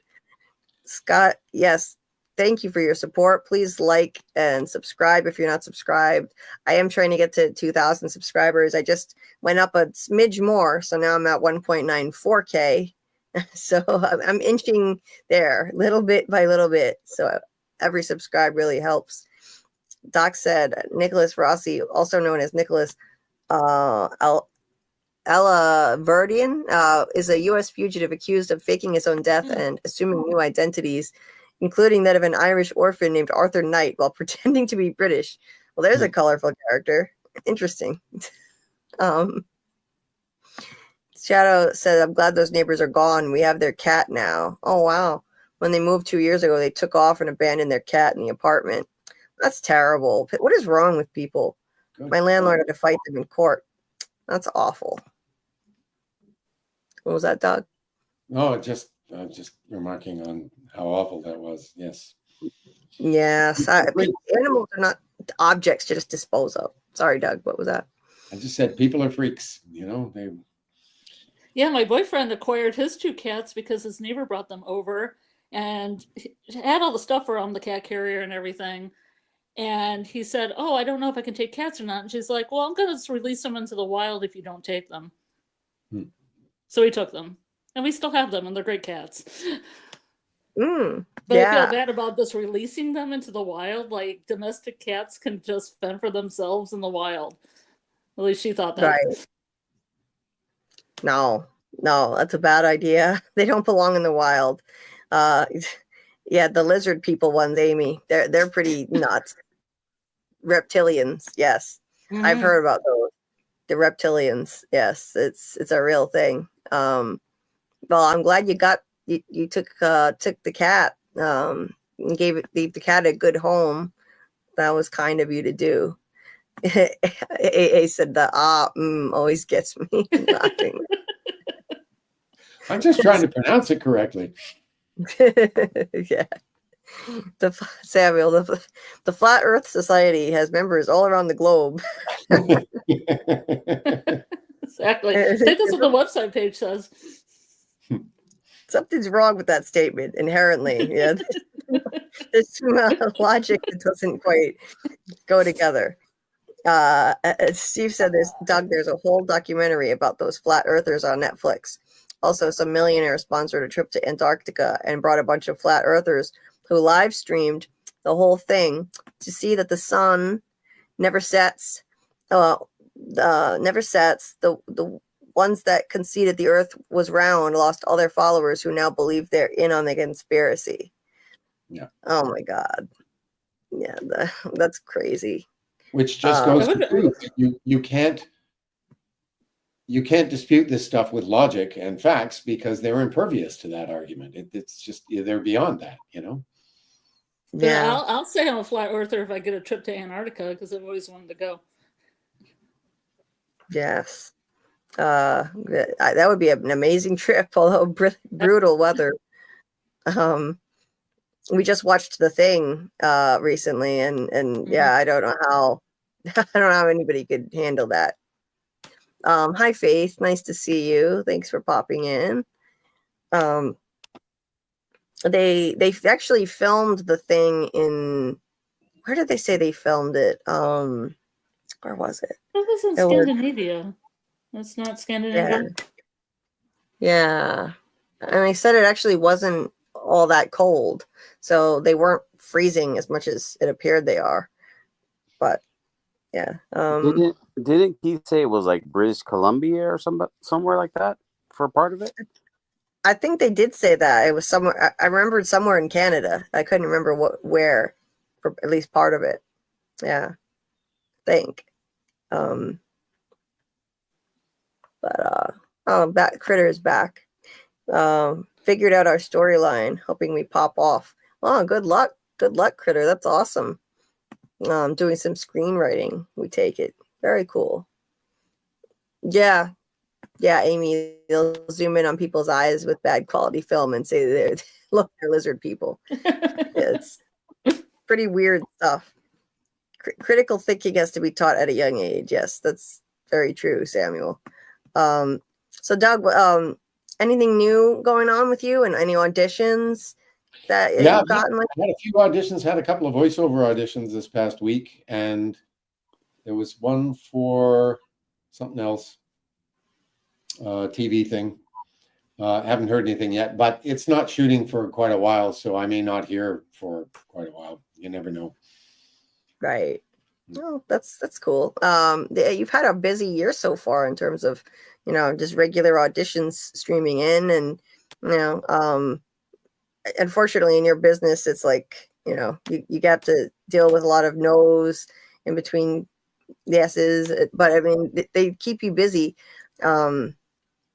And yeah, trying to convince an insane person using logic is futile. All we can do something about knowing what insanity is. Yeah, absolutely, Scott. Oh my God. Steve said I was a UFO investigator for a little over a decade in my spare time. And the people I met investigating cases were absolutely wild. They thought neighbors were aliens, that lens flares on Ring cameras were spaceships. And whenever I tried to explain these weren't aliens or spaceships, they'd accuse me of being a government agent. One guy began stalking me. Wow. I had a little experience many years ago. This is at Shaw back in 2003. We were doing a production of Floyd Collins, which is a musical based on a true story. This guy, Floyd Collins, who lived in Cave City,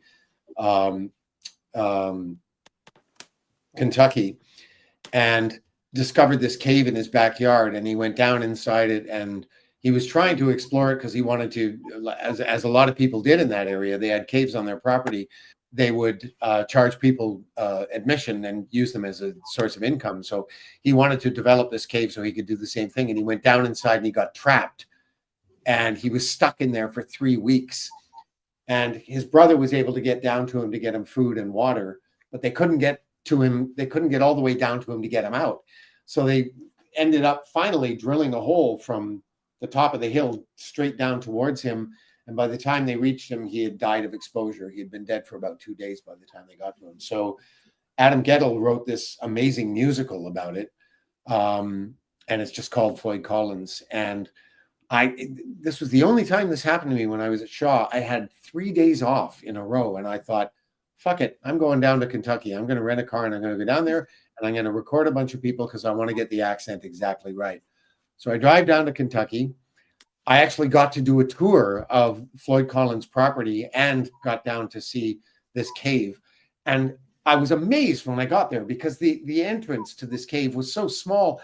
Man, I wouldn't go down in that thing if I was a squirrel, let alone a human being. I can't imagine somebody crawling down there having no idea, how far he was going to go and, what he was going to find when he got down there. Anyway, and I went to visit Mammoth Cave and a couple of other places around there. Mm-hmm. And I had a little tape recorder with me, and I was trying to record people so I could get the accent. And I went in this one souvenir shop, and this old guy behind the counter who probably isn't with us anymore, but if he were, he'd be a hat-wearing MAGA follower for sure. And I asked him if I could record him because, I explained what I was doing, and he was absolutely convinced that I was working for the government and that this was some kind of invasive procedure. And I'm like, thank you very much. See you later. I'll just go somewhere else. That kind of paranoia based on absolutely nothing just freaks me out when I encounter it. It's like, me too. What must life be like for someone who's in that constant state of mistrust of the reality around them? It's astounding to me. I can't imagine. Yes. And unfortunately, the internet doesn't help. It actually makes it worse in many respects because we have so much information, all the wealth of human knowledge available at our fingertips, but also a massive amount of misinformation. And you have to wade through all of it and pick out what is accurate and what is not. And too many people are, following the misinformation. They're trapped in echo chambers. So. Yeah. And the sad part is it can have a profound effect on people's lives, anti-vaxxers being a perfect example of that, I'm amazed when I see people who describe themselves as, critical thinkers, and that becomes code for I'm an anti-vaxxer. And it's like, no, you're not a critical thinker. By definition, you can't be if you're anti-vaccination. You just did your homework in the wrong place, That's why we've got some diseases that were basically eradicated that are now popping up again, outbreaks of measles and things like this that are completely unnecessary.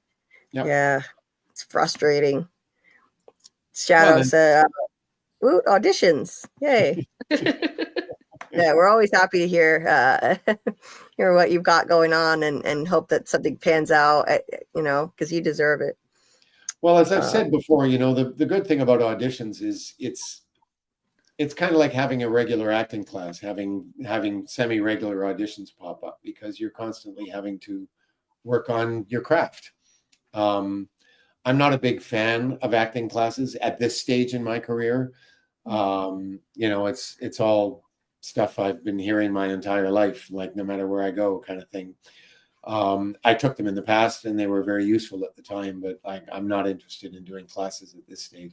A lot of people my age still do and swear by it, and I have no argument with that, but I personally don't have any interest in doing that. But for me, having to prepare auditions on a regular basis is kind of the equivalent of that for me, Yeah, it's like an acting exercise. So yes, keep you on your toes.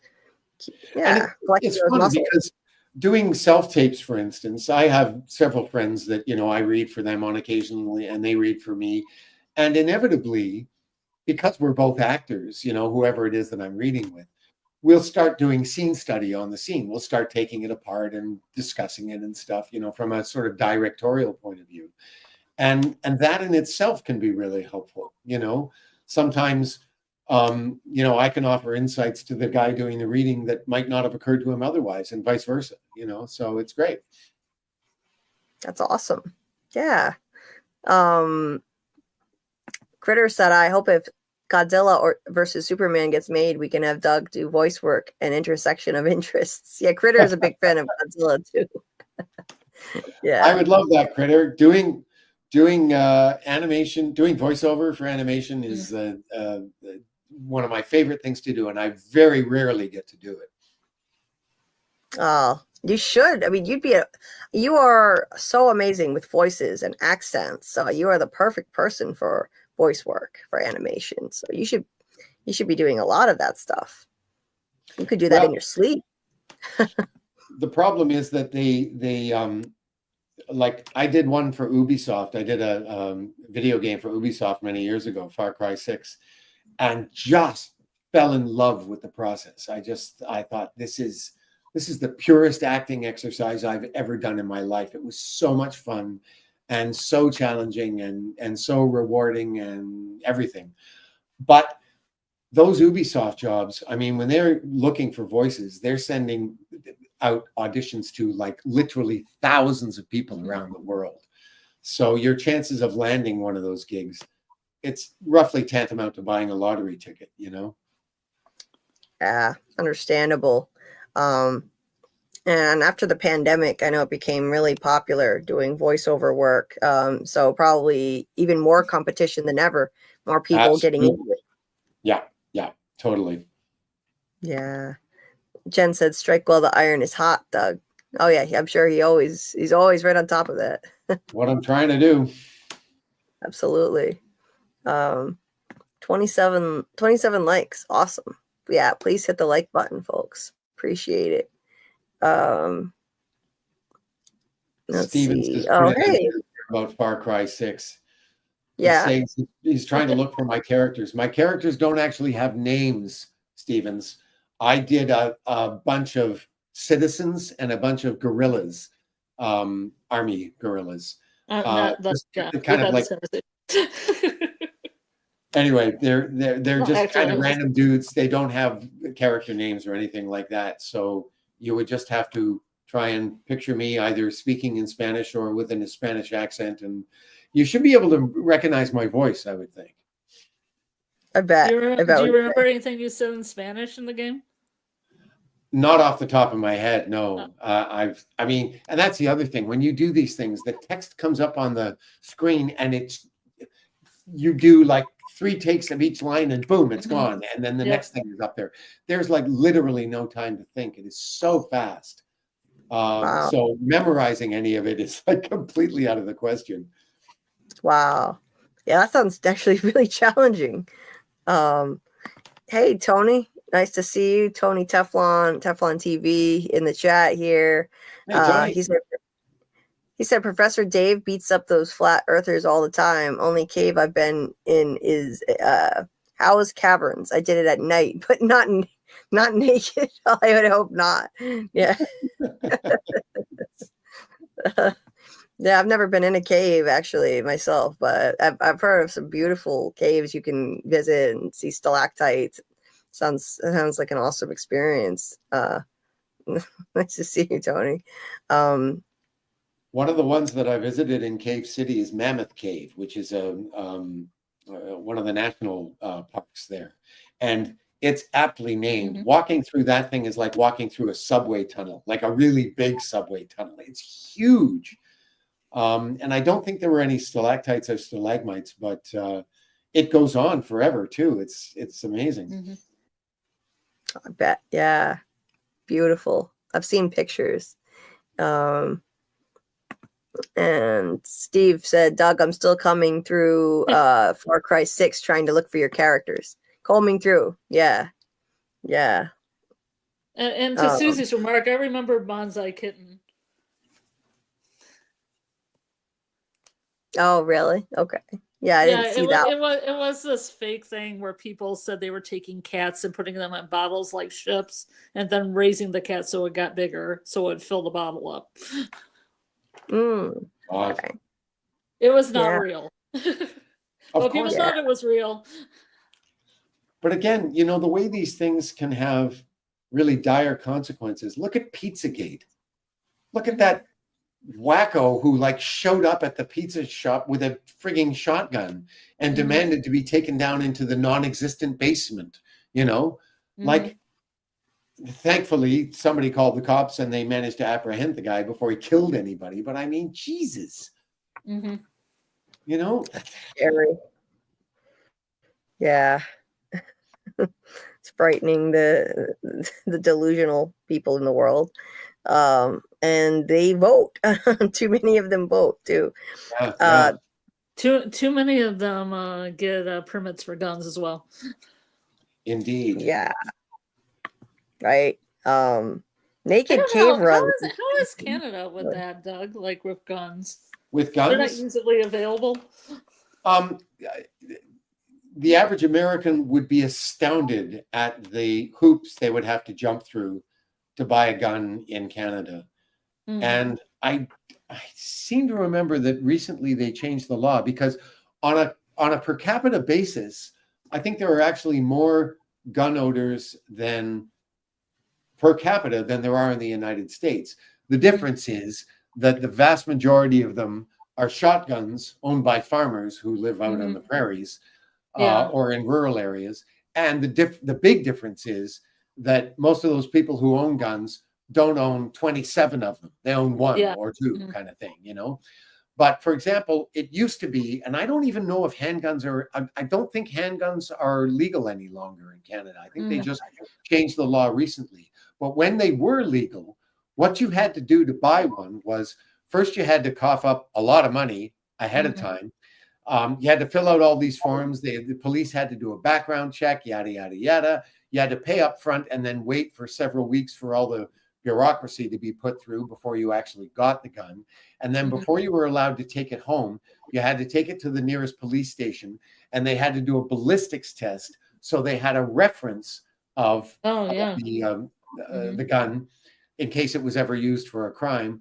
And, you know, of course, when you apply to buy a gun, there's a huge background check and all that kind of stuff. All the things that people in the States have been screaming for years, you know, we had in place here in Canada. And yeah, you could buy, until recently, you could buy a handgun, but that's what you had to go through to keep it. Right. Well, I mean, certain things are just common sense. And I just wish people would have common sense, and we would have some common sense reforms. And it's just so difficult to even get that much. We're going straight. I don't know what that apropos of nothing there. Oh, because the cave thing. Yeah, I heard there are strict laws about that down under, Carla, regarding guns. They had a big buyback there, did they not, Carla? Didn't the government buy back a huge bunch of guns? Yeah. They outlawed. They did. Yeah, they did. Yes, they and they haven't had. After that, there were no more gun massacres. They did it after a massacre, and they did it after one massacre. That's all it took. And I gotta say, it seems to have worked. But anyway, Tony said naked cave runs are a big thing. I've never heard this. That's an interesting factoid. Naked cave runs. Wow. Don't get stuck in a stalagmite or a stalactite, if you know what I mean. It's a wild image. Yeah. Shadow Skulk said, caves are so much fun. I did fracture my ankle at the end of a lava tube when a friend startled me, and I stepped backwards into a hole. Still had fun, though. Bonsai cats would be fun to draw. That sounds fun. Yeah. It does sound fun. Yeah, so Amy said UFOs used to be conspiracy theories. Now it's out that it's true. Yeah, I mean, there are, like, the government has admitted that there are UFOs, like documented UFOs, that they are not sure about. That's true. So yeah, people do take things too far. There are real conspiracies. It's just that some people take conspiracy theories way too far. Yeah, they call it spelunking. They get naked and only have one light on their head. It's pitch black down there. Wow. Spelunking, you don't have to be naked to go spelunking. Spelunking is just a word to describe caving. Is somebody telling you something? Maybe we could come up with a variation of that word to describe the naked cavers, you know? Yeah. The doink, maybe. Something like that. Yeah. JT Moore, yeah, all those measures in Canada. Oh no. And Drake was still shot at school on Degrassi, The Next Generation. Yes, Yeah, by an famous. illegal gun that was imported from the United States. Yeah. Yeah. I mean, you know, there is gun crime in Toronto, and invariably, when they catch whoever is responsible, the guns are guns that have been smuggled in from the United States. Mm-hmm. Wow, that's wild. Yeah, that's wild. I think we just need universal background checks in every state. That's at minimum, and we don't have that. There are loopholes, gun shows where people can just walk in and get one with no background check first. That's a serious problem. No At kidding. the very least, we got to start there. No, but I like to spelunk. Yeah, I like the word spelunking. It's a fun word. Yeah, I can't say I've ever Bear done it. splunking, maybe bear splunking, but it's about bears, but it's naked. It's in Canada. Yeah. Bear splunking. By the way, if anyone is joining us late or listening, if you're listening or joining us late and didn't hear the announcement earlier, we're going to be distributing Doug's book to anyone who would like to read it via PDF for free as a little book club. So he wrote a book called The Poor Player, and it's very much a thinly veiled autobiography because he puts a lot of himself into the protagonist. But it's about a theater actor who becomes a spy for the Canadian government. It's so much fun to read and full of Doug's trademark wit. I really think you guys would love it. So if you want to read it and then join in a conversation that we'll have on a future live stream about it, you can come share your ideas and your thoughts in the chat. We can have a fun talk about it. You can DM me on Discord. And if you're not in my Discord, you can email me at my email for this channel, which is JulieBDeepDives@gmail.com, all lowercase. And I will send you a copy of it. It's a PDF and it's free. So just let me know. And we will let you know when we're going to do a live stream and talk about it. But we'll give anyone who wants to read it, we will give plenty of time to make sure that you've had a chance to get through it. We might break it up into sections. So stay tuned on that. We might do a live on like the first section of the book and then read the next one and do a live on the next section. So we'll figure that out. But in the meantime, let me know if anyone is interested and I will send you the PDF of that. I'm really enjoying it myself. So I know you guys are going to love it. Phil Chill said, glory caves.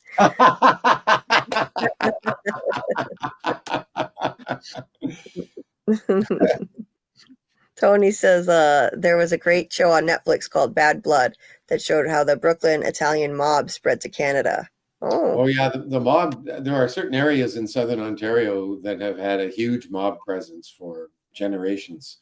Hamilton being one of them, which is where Marcia lives. Oh wow, interesting. Yeah, there's a mob presence everywhere you go. Even in Canada, seems like such a nice, happy, peaceful country. But there's that kind of element anywhere you go, of course. Steve said David Grush said during a congressional oversight committee that there are legacy crash retrieval and reverse engineering programs that non-human biologics were recovered along with these craft. Oh, about the UFO stuff? That's interesting. Yeah, there was this really strange period in the first few months of the pandemic in 2020 when some bizarre stuff came out in the news. Every month it was some bizarre new thing, and people started to just shrug it off and get desensitized to the strangeness of the news because there was the pandemic, which was so historic. And then that was in March. Every month it was something different. I forget what April was, but May was murder hornets. We thought there was something. Murder hornets were going to be coming, invading. I don't know. I don't think anything ever came of that. It was a nothing burger. And then June was UFOs. The UF government acknowledged that there were, unidentified flying objects that they admitted to they didn't admit to aliens or anything like that, but they released footage of a pilot seeing something in the sky, and the footage is there. You can find it online, and they don't know what it is. As far as we know, who knows? They could be holding back info, but they don't know what these things are. So yeah, that was just like the strange flavor of the month in a strange year. That was June 2020. Steve said, "Wait, Doug is a spy." Yeah. Well, if he were, he couldn't tell you, could he? I cannot tell you how many people have read the book and gone, so like, is this like for real? I'm like, yeah, sure. I'm totally going to out myself like that. Yeah. He couldn't tell you if the answer were yes, could he? So he'd have to be like this. He's got to be like the Sphinx here and be I mysterious. could fall back on the, I could tell you, but then I'd have to kill you line, but. Right. This would be the ultimate thing, though, the ultimate meta move if you really were. Well, I mean, that's what the opening chapter of the book is about. The opening scene in the book is exactly about that, right? Yes, it is. I mean, you're going to find this out when you read the first 10 pages, so we're not really giving anything away here. But like, what happens at the opening is it's the present day. See, he gets recruited like 30 odd years ago when he's just a kid, but now it's the present day, and he's kind of around retirement age, and he's not getting much work, and he's thinking of hanging it all up. So what he has done is he's written this autobiography about his very first case that nobody knows about because CSIS successfully hushed the whole thing up. So nobody knows that it's for real. And everybody connected with it, as he explains in the opening scene, is either dead or in no position to talk about it. So although he has signed this piece of paper when he joins CSIS that says he's not allowed to talk about any of his work, he says, I've got the perfect way around that. We publish this as a work of fiction because nobody knows it's true. And so his handler, his boss, says, well, I'll take it to the guys in Ottawa, but I wouldn't hold my breath that they're going to go for this, and then the story goes from there. Yep. Yes. So, yeah, imagine if the reality is you really are a spy and this is truly an autobiography. Yeah. Well, we'll never know if that's the case. Doug is 008. Maybe so. Hiding in plain sight. My Discord, thank you for dropping the link, Susie. So you can send me a DM in Discord if you want to get a PDF for free of Doug's first book, The Poor Player. It had not been published. It is a crime that it was not published. It is so difficult for anybody to get published, no matter how great of a writer you are. It's extremely difficult. And sometimes I just wonder how some, mediocre stuff slips through the cracks and gets published. And then other people who are amazing writers like you have difficulty getting a novel out there. Well, a lot of that comes down to commercial appeal, Yeah. I mean, look at Dan Brown. Dan Brown is a terrible writer, but he's also one of the most successful fiction writers in history, So, like, what are you going to do? Right. So, but that's for all of our benefit now because Doug is generously offering to send it by PDF. Well, I'm going to be the middle person, and I'll forward it to anyone who wants to read it. So you can read it free of charge, and trust me, it is a lot of fun. Bill says, I'm 00. What is this? Ice blocks? Chili? Pandecolima. Yeah. Yeah, the UFO stuff is interesting, guys. Yeah. And there's all kinds of interesting stuff out there. I take it with a grain of salt, but I like to keep an open mind. 25 likes. Thank you guys for hitting the like button. Truly appreciate it. And yeah, there are some conspiracy theories that actually turn out to be not just theories. I mean, there are real conspiracies, but the problem is people take it way too far. Scott said, well, there's that known Operation Mockingbird program that was released from our government, among other weird stuff. Oh, I'm not familiar with that, Scott, actually. No, me neither. I've never heard of that one. Have to look into that. That one's CIA agents in the press and newspapers and stuff. Oh, I wouldn't be surprised. The CIA has done all kinds of shady stuff over the years. Did you know they're the number one contributors to Wikipedia? Are they? Really? Yeah. Well, they were. This is old facts now. This came out a few years ago that someone did a study, and yeah, the CIA had made more contributions. That doesn't necessarily mean that they're putting in bogus stuff. It just means they're putting in, their version of it. But yeah. Wow. I don't know if that's still true because, Wikipedia gets so many submissions these days. But yeah. There are lots of people working at the CIA whose job is just to sit there and enter stuff into Wikipedia on a daily basis, I guess. What an odd thing to assign them to do. That's interesting. Yeah, people play all kinds of hijinks with Wikipedia too, and mess around with it on purpose, post fake stuff. Samuel said, Doug, what would your sleeper agent code word or phrase be? Anything come to mind? I have absolutely no idea. It's a tough one. He is not a sleeper agent. Interestingly, though, the second book deals with a sleeper agent. It deals with a Russian sleeper agent who has been living in Canada for several years, and she's under surveillance by CSIS. And Harry, our hero, ends up getting tasked with dealing with her. Right. So he does deal with a sleeper agent, but he himself is not one, of course. Yeah. Anyway, the fourth dimension is real, maybe 10. Yeah, I don't know a lot about that, Tony, myself, but I know a lot of From theories deal with that, the fourth dimension, and the Twilight Zone actually talked about a fifth dimension too. Yeah, I've been watching a lot of that lately, actually, and I want to do a marathon in the Discord of Twilight Zone episodes that are similar to From in some way or have reminiscent themes. Tony said Doug might be one. For all we know, he is a spy hiding in plain sight here.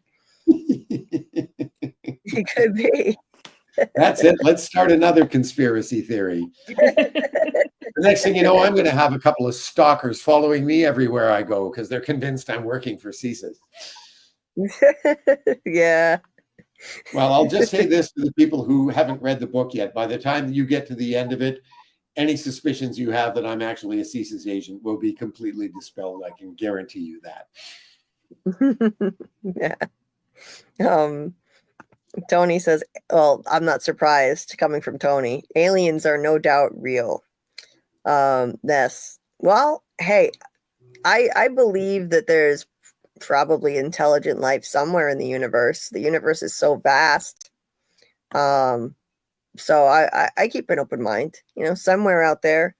I don't know how far, it's like somewhere out in the universe, but and I'm From, I don't know, but it's still on the table. I know that much. That theory is still on the table. Anyway, I thought I was kind of embarrassed at myself a few years ago. I saw something in the sky and I was like, I was honestly thinking I'm looking at a UFO because I didn't know what else I could possibly be seeing. It was not a plane. I was standing on a beach. It was really dark. So I had a great view of the night sky. There was no light pollution at all. And I'm looking up and this thing is streaking across the sky. And I didn't know what to think. I knew it wasn't a plane. And it definitely wasn't a shooting star. So I was just freaking out. Like, am I seeing a UFO right now? And then I went on Facebook and saw that Elon Musk or SpaceX, his SpaceX was launching a rocket and that it could be seen over the most of the United States that night, or at least half of it, my side. So So I was actually looking at a SpaceX rocket, but it was still cool. I got a picture of it, but no UFO sighting for me, sadly. No UFOs, but a very cool shot of a rocket. Aliens. Hey, yeah, if there were aliens, I doubt they'd actually look like that. But for some reason, Hollywood like dreamed up this conception of aliens as these gray things with those slanted eyes, and it just stuck. It wasn't Hollywood. That's in the book, Why People Believe Weird Things. He talks about where that image, that typical image, came from, but it is totally bogus, and his point being that all these people describing the same type of alien, like nobody was describing aliens that way until this image had been presented in the media, and then suddenly that's what everybody saw, the gray guy with the big eyes and no hair and all that stuff. Yeah, interesting. How that happened to this happened to dovetail with that subject we were discussing. Okay, Tony was referring to you being potentially an alien on From, not a spy. Gotcha, Tony. Hey, it's possible. We don't know. It's possible. Spy alien. No, it's possible. It's also possible that I worked for CSIS. As an alien or a spy? Either, take your pick. Alien spy. Yeah. My favorite alien theories are: what if aliens avoid us because humans are the crazy space orcs, the sentinel island of the galaxies?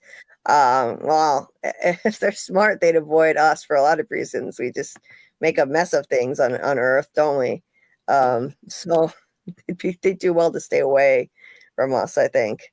One of my favorite Twilight Zone episodes is the one about aliens coming and tricking people into thinking they were helping, but they really wanted to turn them into food. To serve them. I want to serve them. It's a cookbook. Yeah, it's amazing. Well, and the idea of avoiding Earth because we're trouble. I mean, that's what The Day the Earth Stood Still is all about, and that came out back in the 50s. Right? Yeah. Yeah. A brilliant piece of social commentary, particularly given the political environment at the time, in the States. They made that into a movie, didn't they? There was a movie. I never saw it though. Yes, there are two versions. They did a remake with was it Keanu Reeves? They did it about 10 years ago. But the original, Keanu. That's right, Doug. Yeah, but the original is I mean, the special effects are kind of cheesy, of course, because it was the 50s, but I think it's a better movie. Mm-hmm. Yeah. Now I think a lot of we have to remember now that there are drones everywhere. So like a lot of things that you might think are UFO could be just drones. Tony said, I like the Star Trek movie where when humans achieve light speed, we will be advanced enough to join them. Oh, yeah. I've never seen any of the Star Trek stuff. That's Star Trek First Contact, I believe. Oh, okay. I'm not familiar with that. I've never watched any Star Trek. You've never watched It's like First Contact, and we don't know the speed of time. So I mean, the speed of light. So they were like, "We'll come back for Second Contact later." You're not ready yet. Yeah, I've never seen. I need to start watching some Star Trek. I've never seen either William Shatner one or any of the subsequent versions. You have to start with the original series. Oh yeah. If you ever watch it, you've got to start at square one. Absolutely. Yeah. And you absolutely have to watch Wrath of Khan. Ricardo Montalban. Oh yes. Best. Okay. I will. Those will be on the list too. The ever-growing list. I'm knocking things off the list, but then stuff keeps getting added to it, so it's never going to be empty. It's just going to keep on going. Yes, I need to finish Lost first, Susie. I will finish Lost. I still have a few more episodes to go. Oh. And then, yeah, I'm getting close. I'm getting close to finally finishing it. I don't think it's going to help me figure out how, exactly how From is going to end, because then they'd be copying what Lost did. And I think this is going to be something original. But I'm really enjoying Lost. I would have loved it if Harold Perrineau hadn't been killed off so early. I mean, not killed off, written off the show, but it's still an amazing show. Put Fantasy Island on the list first. The plane. Okay. Plane bus, the plane. I don't know if you have another one Fantasy Island on that list. Yeah, I mean, it's for Kagamontimon, but not. Fantasy Island. Okay, I'll add that one You too. ever seen Fantasy Island, the original one? Nope. From like the 70s? Mm. No. You need to watch some of his Chrysler Cordoba. Or no, he said it Cordoba. Caribbean leather. He said it Cordoba, and that was a big controversy because it's actually Cordoba if you say it in Spanish. Oh, okay.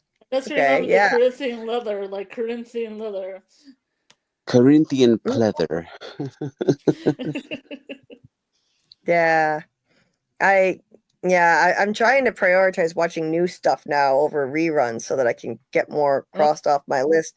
But I just rewatched the original Planet of the Apes because I had only seen it once in high school film class, and I just felt the urge to watch it. And what a great movie. Classic. Mm-hmm. Classic. Loved it. And Rod Serling wrote he was one of the writers of the teleplay too, which was I didn't know that. Yes.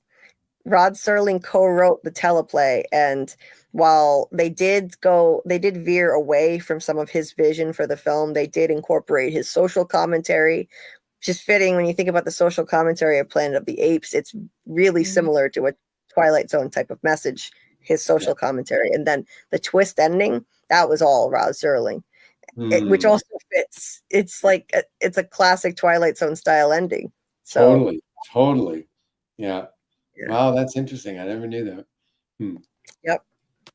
Yeah. So anyway, listen, I'm gonna have to hit the hay, I'm afraid. It's getting past my bed here. He's got spy work to do.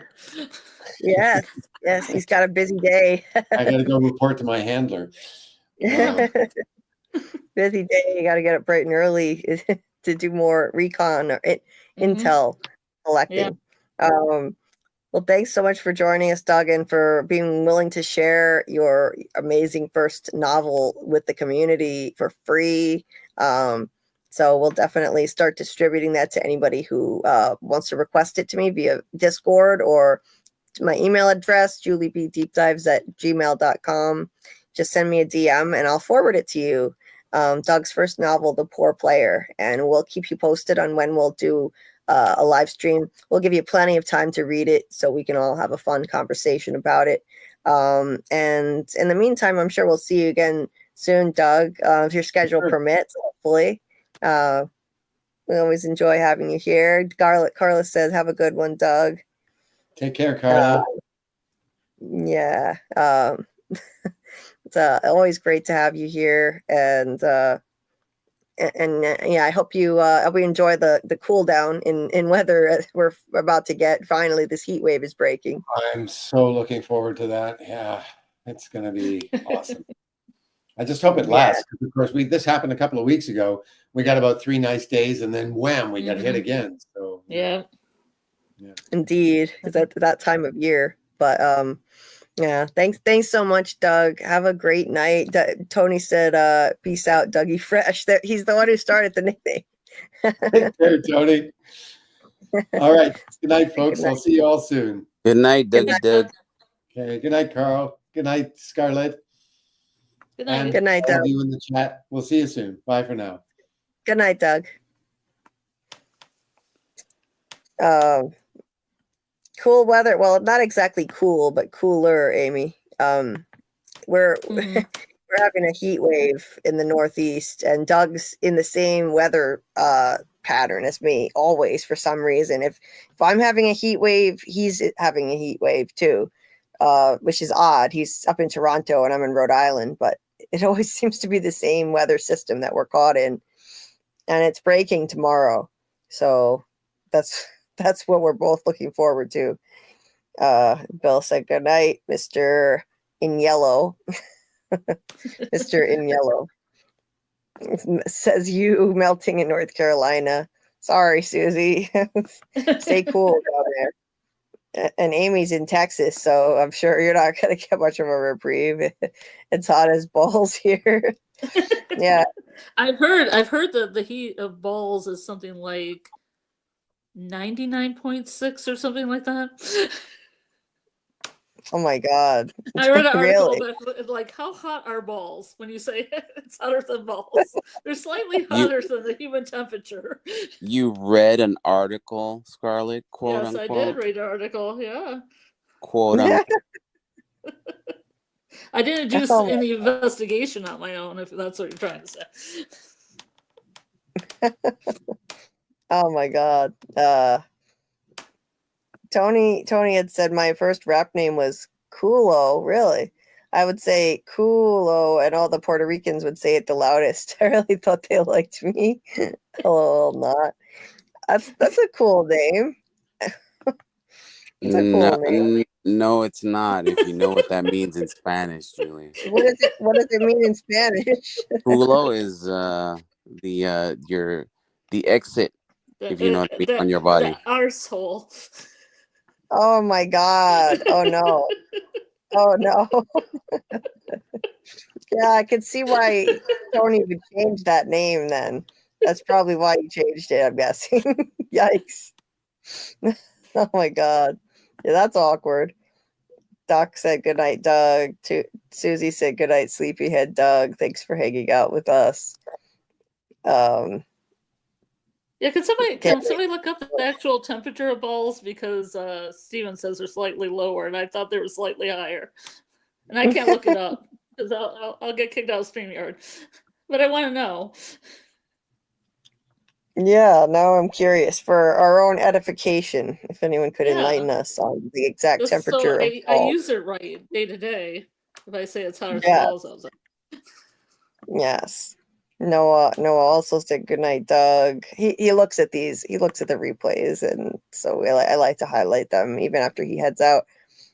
Shadow Skulk said good night, Doug. Have a wonderful and restful night and a great week. Amy said have a good one, Doug. Rest well. Anyway, let's see. Yeah. Carla said, I've been seeing some amazing Man in Yellow fan art floating around lately. Oops. I hope Doug gets lots of screen time in the next season. Me too. We didn't Jen also said good night, Doug. But we didn't touch on this tonight, but just as a reminder, I was actually surprised we didn't get a lot of From related questions, so it didn't become an issue and I didn't have to say anything. But we announced this last week, but going forward, we're going to be talking to Doug about non-From related stuff for the foreseeable future because of his MGM contract. So we don't want to risk his job. So just to be safe, we're not going to talk about From stuff when he's here. Now it's okay if the subject happens to come up. Like it came up a couple of times, and that's fine. But in terms of asking him questions related to From, we're not going to be doing that, or asking him to comment on anything related to From. Yeah. So that's why we're doing the stuff around about his book. So then we can have a book club, or we can have watch parties that are not From related. So you can go on those. Yes. Like, and we're still going to have watch parties in Discord where Doug likes to join, and we'll watch movies. Maybe we'll do some other watch parties with him. And so that's not going to change. He's still going to come on when he's available, just like before. That's not changing. He's not going anywhere. And we just are going to make sure we protect his job and not discuss or not ask him from related stuff or ask him to comment on anything from related. And that's okay because he has a million fun stories, as we heard more tonight. And And it's he's a always spy, fun to have. so there's that. And what? He's a spy. He's a spy potentially. Yeah. So there's all kinds of fun to talk about. He's fun to talk to about anything, and he has a million stories, and so there's no need to discuss from until honestly we're not probably not going to be able to really dive into from stuff with him until season 4 is done and already in the books, and then when they do press for it and he's allowed to do interviews again for from, then we can ask him whatever. Carla said, yeah, so like for example, this like he, I could have read this when he was here if he was still here. He just can't comment on it, that's all. And we do hope for the best for him, and I hope he gets lots of screen time too. And I don't know anything more than any of you guys, but I hope that he gets lots and lots of screen time, and I do think he'll get a lot more than season 3, the 43 seconds or whatever. Yeah, Here's hoping. I think he'll get a lot more. Okay, Jen said cola equals ass. Yeah, Jen is a Spanish speaker here, so she would know. Culo, yeah. Okay. Muncher Luncher said, "Oh, hey, look, it's a thuggish vehicle. I would for sure record your car with my Ring camera for security purposes." It's Carl's got his thug car as always. Let's see. Tony said they must be your body temperature, meaning balls, or those guys will run up in your body. When I was young, it scared me. I cried to my mother, and she sent my father to explain it to me. Oh my God, that's awkward. Yeah. Bill Chill said they're around 93.2. I mean, I'm getting educated, so. Yeah. Okay. Steve said my temperature was 98. Yeah, exactly. 98.4. My balls were 95. Okay. Ideal temperature is 93.2. Samuel says. I mean, the more you know. Yes, the more you know, indeed. So yes, we're getting all kinds of, you never know what kinds of things we're going to dive into on here. We're getting into all kinds of fascinating stuff. The color of ball, the temperature of balls, who knew? Well, I just want to make sure my grammar is correct when I say it's hot as balls. It is hotter than balls, than I have to say in Michigan. Yesterday it was. Now it's not the color. It's colder than balls.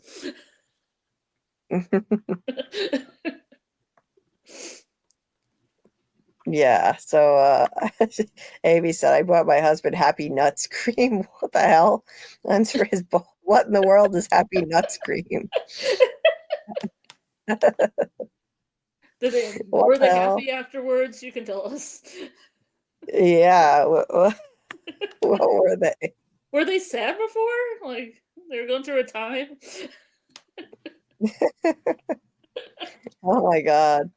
Yeah. Steve said, I think I'm well versed in my balls, Scarlet. Thank you very much. Well. Feverish balls, Bill Chill. Who knew we were going to be deep diving into balls tonight? Oh my. You just never know on this channel. You never know what strange turns we're going to take in any given live. You never know what you're going to get. It's innocently looking into language. That's what I was doing. Yeah. I just wanted to make sure I was correct with my statements about the weather.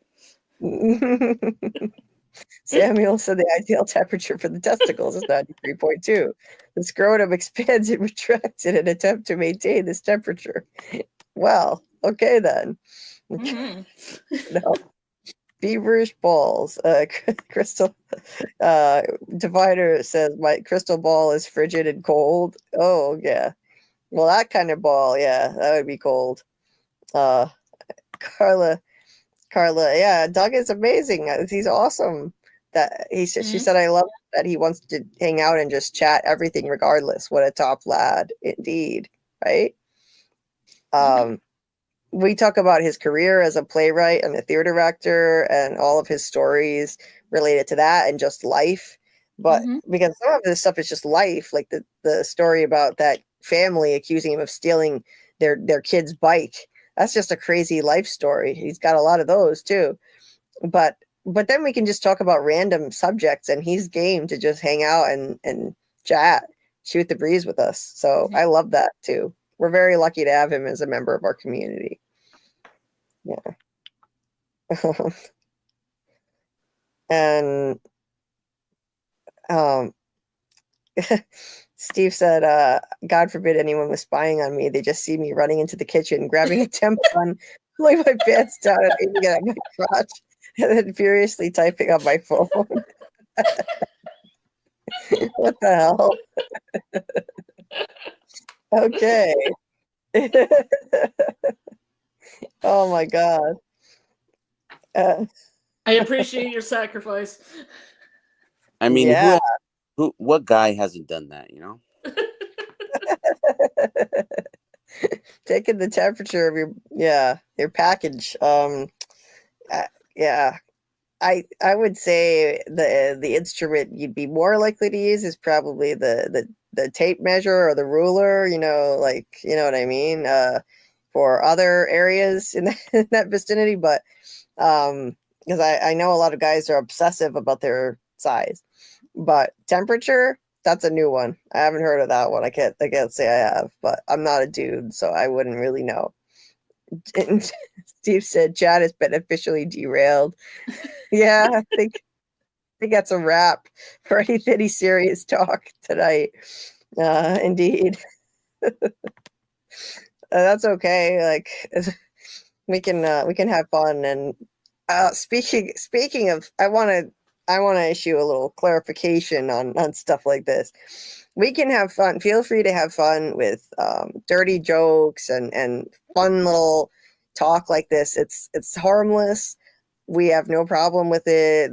We're not like censoring anything. Like those of you who have a wrench, if you see people chatting about stuff like this, you know, making dirty jokes that are just not overly explicit, not pornographic. Well, I shouldn't have said that word, but you know, I'm not supposed to say that word on YouTube. Pornographic. But yeah, making dirty jokes is fine. We allow it as long as it's not directed at an individual. So if you see something that's directed at me specifically, or any member of this panel or a member of the chat, that we don't allow. So if you have a wrench and you see that happening, please click the 3 dots next to the person's name and just time them out.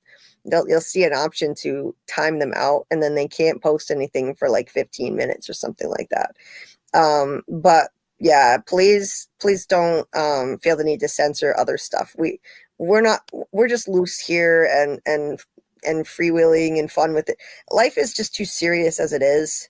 There are too many serious problems in my life, I know for sure, and I know a lot of you guys are struggling with your own burdens. So we just believe in letting the chat flow where it may, and if it ventures into some strange, slightly after dark territory, that's okay. It's allowed here, because we did have some issue with some message getting deleted last week. That was a little bit of an off-color joke, but that's allowed here.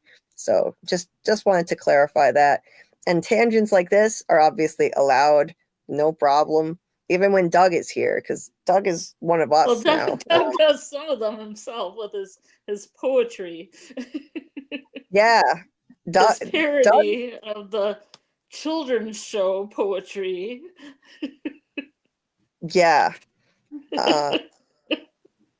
Yeah, Doug. The funny thing is, when he first started coming on, I was like trying to cool it on that kind of talk. I was like, Dieter and I were talking, and I was saying, maybe cool it on the dirty stuff when Doug is here, And then Doug started dropping dirty limericks on us, and I thought, oh, okay, I guess anything goes with him. He's very chill. He's the least bit uptight. So, okay, then have at it.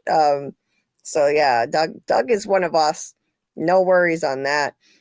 If and when we have someone on here to interview who's brand new to the channel, that would be different, and we're gonna be on our best behavior and keeping it PG. But on regular lives like this with just us, or if Doug is here, yeah, feel free to have fun, and please don't delete or time anybody out for anything unless it's sexual harassment, unless it's something that's directed at me, which has happened, by the way, and we're dealing with it now. Something that directed at me or someone else on this panel or someone in the chat, because that's not okay. And if you ever see any hate speech, this has never happened, but if you ever happen to see any hate speech, any slurs or racially insensitive things, anything against LGBTQ people, or discriminatory prejudice toward other religions or anything like that, then that's not allowed here either.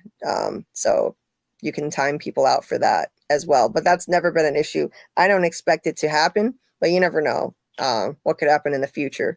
So just wanted to clarify on that. We don't have a lot of rules here. You can always make a rule list too, because sometimes when I go into chats or lives, they have a little rule list, and you have to hit the got it at the bottom in order to post. Oh, really? I never saw that. I didn't even know you could do that.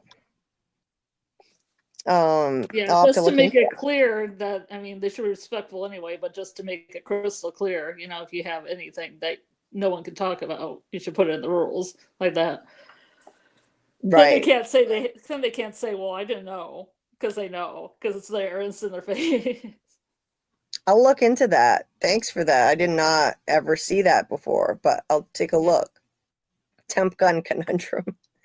The more you know. Yes, we've all gotten enlightenment on some interesting things tonight.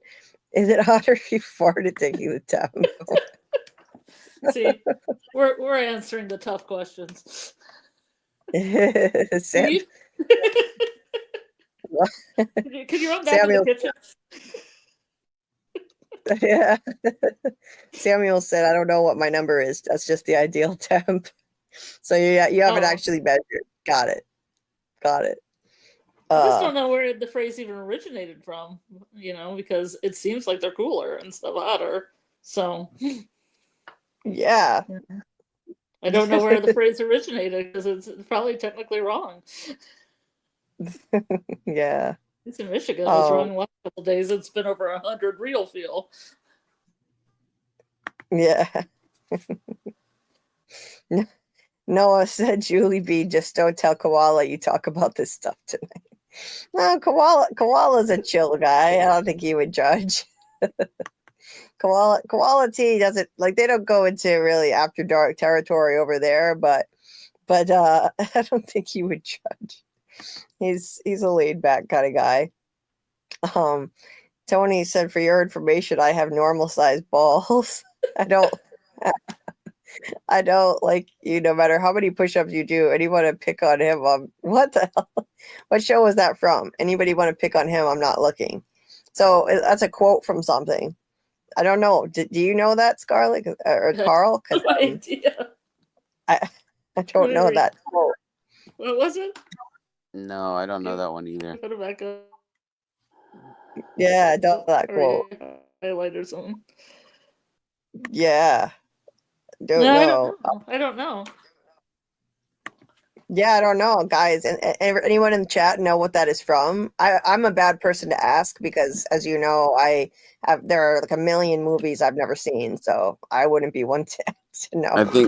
I think Bill Chill at the called it. Bill Chill. Oh, okay. Move to Sacramento. No, I think he said it's Eastbound and Down, because I know Tony wants you to watch that too. It says it's really funny. Oh, Eastbound and Eastbound. Down. Yeah. Yeah, okay. Thanks, Bill. Yeah, that's on my list. Eastbound and Down. I watched that, but I watched it a long time ago. Yeah. So I'll definitely put that on the When list. when I'm still living in California, that long ago. Yeah. Sacrifice. Now we have all kinds of wordplay in the chat. Sacrifice. That's a good one. That's a real good That's a one. good one. Don't be sarcastic. Doc. Night knockers hit the spot. Bounce it hot. Never stop. Night knockers. Julie B. Carl deep dive in. Yeah. He's Night knocking. Night knockers. Yeah, we're the night knockers for the Institute. He made this amazing song for night knockers. This is great. I'm gonna play it during the Institute live tomorrow night. Steve said, Julie. Yeah, I saw this graphic he made of Godzilla headphones. Oh, okay. Steve said, Julie, all men already know by heart their number on the tape measure since they were teens. LOL. We no longer need to check at this age. Yeah, I thought so. I figured. Low-hanging balls means your body is trying to cool off. Tight balls means it's trying to warm up. Oh, thanks for that, Samuel. No more ball and scrotum talk out of me. Okay. Oh, it's like shrinkage then. Like in Seinfeld, shrinkage. Yeah. Yeah. Shrinkage. You got to take into account the shrinkage. I know. From Seinfeld. Steve said they. Oh, sorry. Go ahead. No, what were you gonna say, Carl? I was gonna ask because I'm pretty sure you haven't seen him, but I was gonna ask Scarlet if she's seen movie 43. I have not, but I know of it, and I probably wouldn't watch it because I know of it. there's the scene where Hugh Jackman, he's like, oh, it feels kind of cold in this room, and you should he basically has like testes in his neck, and they shrink up. Sorry, I didn't mean to digress. Didn't they just con a bunch of stars to do things for that movie? Like yeah, there's people that talk about that movie, like all those big stars that were in that sick ass movie were almost like blackmailed or really pressured to be in it, you know? And it's like I think it's funny, but it's ridiculous, you know? Yeah. Yeah, that's crazy. Steven said, yeah, thank God I don't have a ring light in that room. Yeah. Oh my God. A ring camera in that room? Yeah. You could you could get pretty graphic with it. Other than just taking your temperature, but temperature is enough. We're good. Keep those boxer briefs so you don't teabag the toilet water. No wrecking balls from the back. No wrecking balls from the back. Oh my God. Yeah. A lot of people like they debate over the right kind of underwear men should be wearing. I've heard about that. Yeah. Anyway, let me see if I can catch up with you guys. We can start to wrap things up here. Let it flow where it may. Moneyball. There's another good one. Spaceballs. Yeah. I was just actually talking about that movie. I've never seen it. I was talking to Carl. I need to watch that movie. We need to watch but first, I do. Yeah. First, I need to watch the original Star Wars movies, though, and then I'll get the references more. Yeah, true. Yeah. And have you watched Alien? Yeah. Yes, I've watched Alien. Okay. So that's cross one. that one. Yeah. Okay. Because that's a big one too, and the Spaceballs. Yeah. Jen, don't worry about it. Like don't worry. Like it's all good. You're not gonna cause problems or get in trouble here. Like that. occasionally YouTube has some, YouTube might be a little more uptight than we are. I guess YouTube was kind of recommending that certain comments be censored or something. But yeah. So that's okay, Jen. We love you. It's all good. You're not in trouble, so please don't feel bad. We're all indulging in some after dark subject matter here. So I don't see why your comments were any worse than any others, but YouTube is weird sometimes. You can always change the words slightly or do some spacing, or dashes. Mm-hmm. Or pictures. Shadow Skull. Doug participates just as much as anyone else with the jokes and the sly comebacks. He absolutely does. He's not above some adult humor, so neither are we. And we know how smart and cultured Doug is, but he's multifaceted. Bill's Joan Cusack. There's a good one. Yes, and I would repeat what Carl said here to Jen. Please keep talking. We'll let you know if anything goes over the line. If YouTube is being puritanical like it was with some of your comments this time, don't worry about it, please. We'll let you know if there's any issue. Please don't feel the need to be quiet. You're awesome. You're an awesome, kind person, and you're also funny and entertaining. So please, yes, please engage and send messages. We love your humor, like Scott said. Indeed, Carla, Doug loves a cheeky joke. Yes, he does. Anyway, just kind of scrolling through here. Steve said that saying originated when it's hot out and your balls stick to your legs from your thighs sweating. Hot as balls. Oh, that's how, huh? Okay. The etymology, Steve. Yes. Sacrilegious, like Carl put in the chat. We got so many amazing ball puns. Such creative minds we have here. We put our frumily brains to work in all kinds of ways here. This is what happens when we don't talk from, because Doug's here, and then we just talk about balls. Yes, why not, right? Jen, so we could talk about from right now. Anybody can talk about from in the chat right now. Sure, yeah, it's allowed now. Doug would have to pause it here, but yeah. I guess he could listen to it, right? He doesn't have to participate, but he could listen. Yeah, he could listen. He just can't comment or answer questions about it. Sacrilegious, yeah. Sacred or sacre bleu. That's another good one, Jen. Sacre bleu.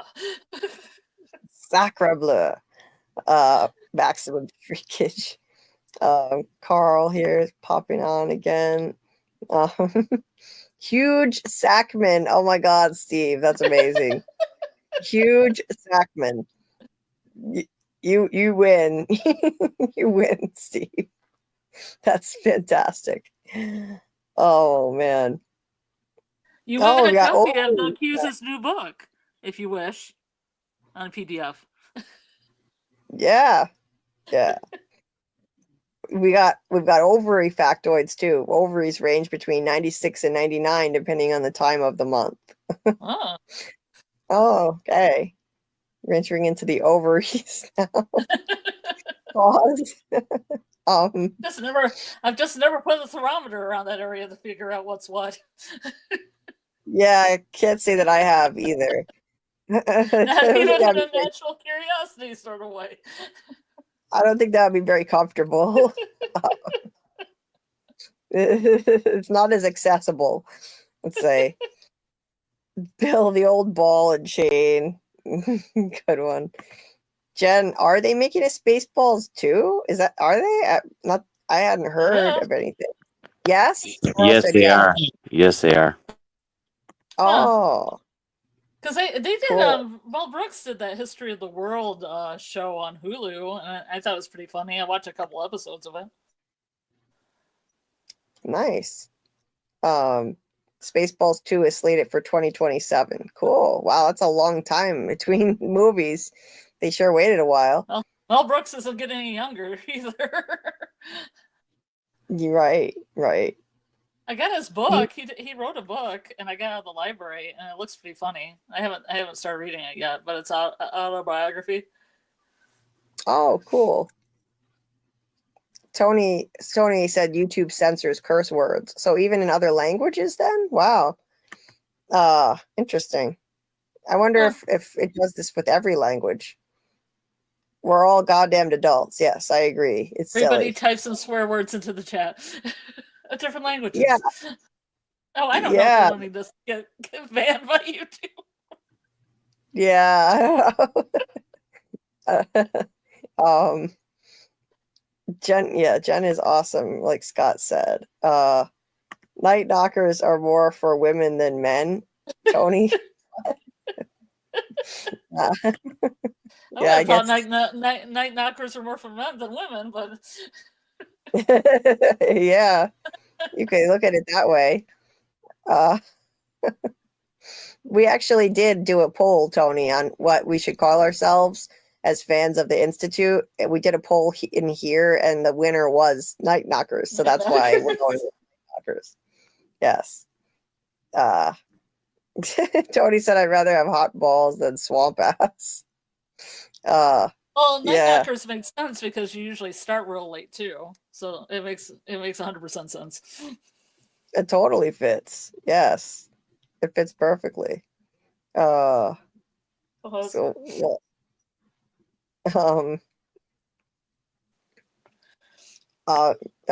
you're welcome, Jen. Don't worry about it, please.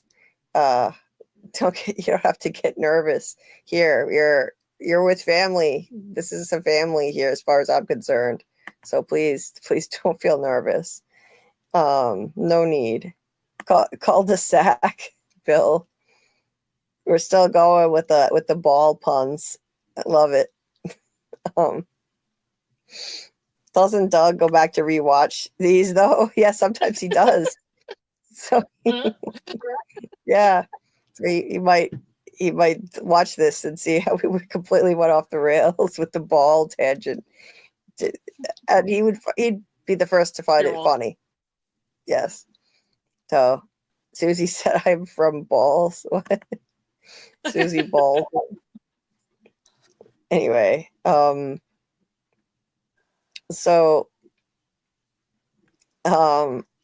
you've never seen the movie Johnny Dangerously, have you, Julie?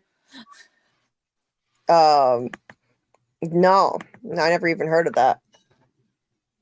You should see it. It has Michael Keaton and Joe Piscopo in it, and it's very, very funny. And now they're quoting. All I remember is "You fucking stinky bastard." That's all I remember. Oh, there's a guy who swears, but it's like a PG movie. Johnny Dangerously. It's about the mob, but there's one guy who swears all the time, but he's got an accent, so none of the words sound quite right. Oh, okay, yeah. That sounds entertaining. So it was like right. Writing "Fargan ice holes stuck in ditches," but I was just thinking of the "Farkin stinky bastard" kind of thing. Those in the know will know. Yeah. Jen said, "LOL, I'm not testing that one." Testing. Yeah. Steve said, "Yeah, don't testies that one, Jen." Yeah, don't want to do that. And we also have some ovary puns from Bill over easy. All right. Over easy, and Diviner over under ovaries. Yeah, we went to some strange places with this. I gotta say, but I'm here for it. And Tony said, "I met one dude who had elephantitis of the scrotum." Oh, I've heard of that. That's horrific. I felt bad for the dude. Looked like he was sitting on one of those balls you bounce on when you were young. Oh my god. Oh my god, that's horrible. What the fuck? Imagine an exercise ball. Yeah. Oh my god. That sounds painful. This has got to be legit painful. Poor guy. Shit. There's got to be something they can do about that. I mean, honestly, I feel like you should just remove that. It's not a necessary organ. Just get that removed. Who'd want to carry that around? I know guys are very attached to their balls and all, but you know, is it really worth keeping that thing? Like attached to their balls. Attached to their balls. And vice versa, you know. And vice versa. Hacky sack, Carl. There's another pun. Another one in here. Anyway. Bunghole. Anyway, what else do we have here before we wrap this? Steve said, "You're not gonna." Okay, this is the quote. "You're not gonna understand this, but you came from my balls, man, and now you're making macaroni necklaces and shit." Okay, that's from that movie. What the hell? That quote from Steve, "You're not gonna understand this." What is this a quote from Johnny something or other? But you came from my balls. I thought it was from Eastbound Down again. It could be from that. That sounds like an Adam Sandler quote to me. Oh, okay. We should watch Johnny Dangerously though. I think you'd like it, Julie. It's pretty funny. Yeah, I just added it to the list. I could use some funny. I just remember when I was younger, it was like on cable all the time, so I just watched it. I probably watched that movie like 100 times.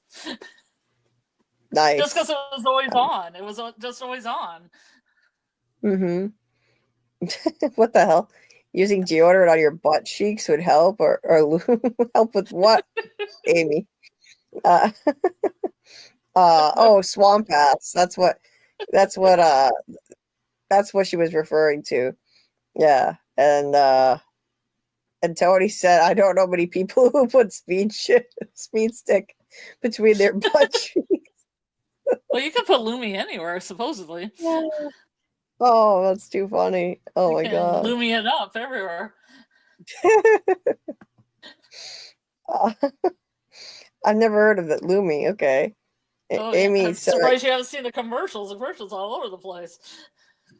Yeah, I missed it. I don't have cable. That's a full body deodorant. You can put it anywhere. Mm-hmm. Oh, okay. I've seen commercials for this women's deodorant you can use anywhere, but not that. Amy said I use Lady Speed Stick. Oh, okay, use deodorant there. Well, yeah, whatever works. No, that sounds like good hygiene in this nasty heat of the summer. It's been disgusting over here. I take so many showers. Just so many showers. The showers all the time. The heat index was up to 99 degrees the other day here. It's pretty bad. I had an event at a Renaissance fair where we dressed up as pirates, and it was so hot. It was just so hot. And some people were playing, like all these musicians get together at the end of it and play some pirate sea shanties and stuff. And there's two of my friends that are just dancing it up, and I don't know how they're dancing. They're doing a really good job. They're really beautiful dancers, but I'm sweating just standing there, and the humidity keeps getting hotter and hotter as the day gets longer and more towards the night. And I was like losing my mind by the time it was done. Yeah, that sounds horrible. Oh my god, I've been staying indoors. In wool.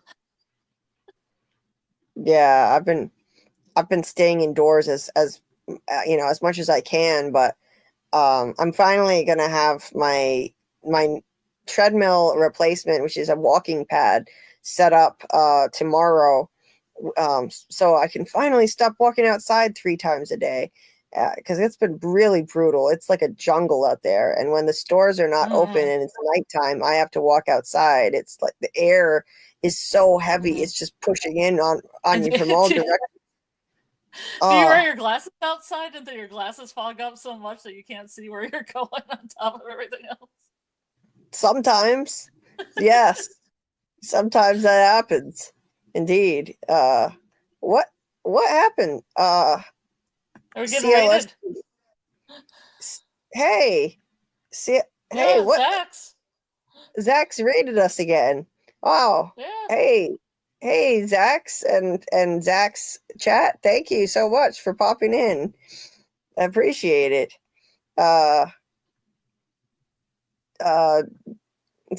Thanks CLS Studio, and thank you, Zach. Smash the like. Thank you so much. Yes, please hit the like button. Appreciate you guys. You came in on a very strange live. We got into some really weird tangents, so don't judge us. We're over here just talking about balls and ovaries and scrotums and yeah, we went off on a weird tangent. Hey, JJ Jr.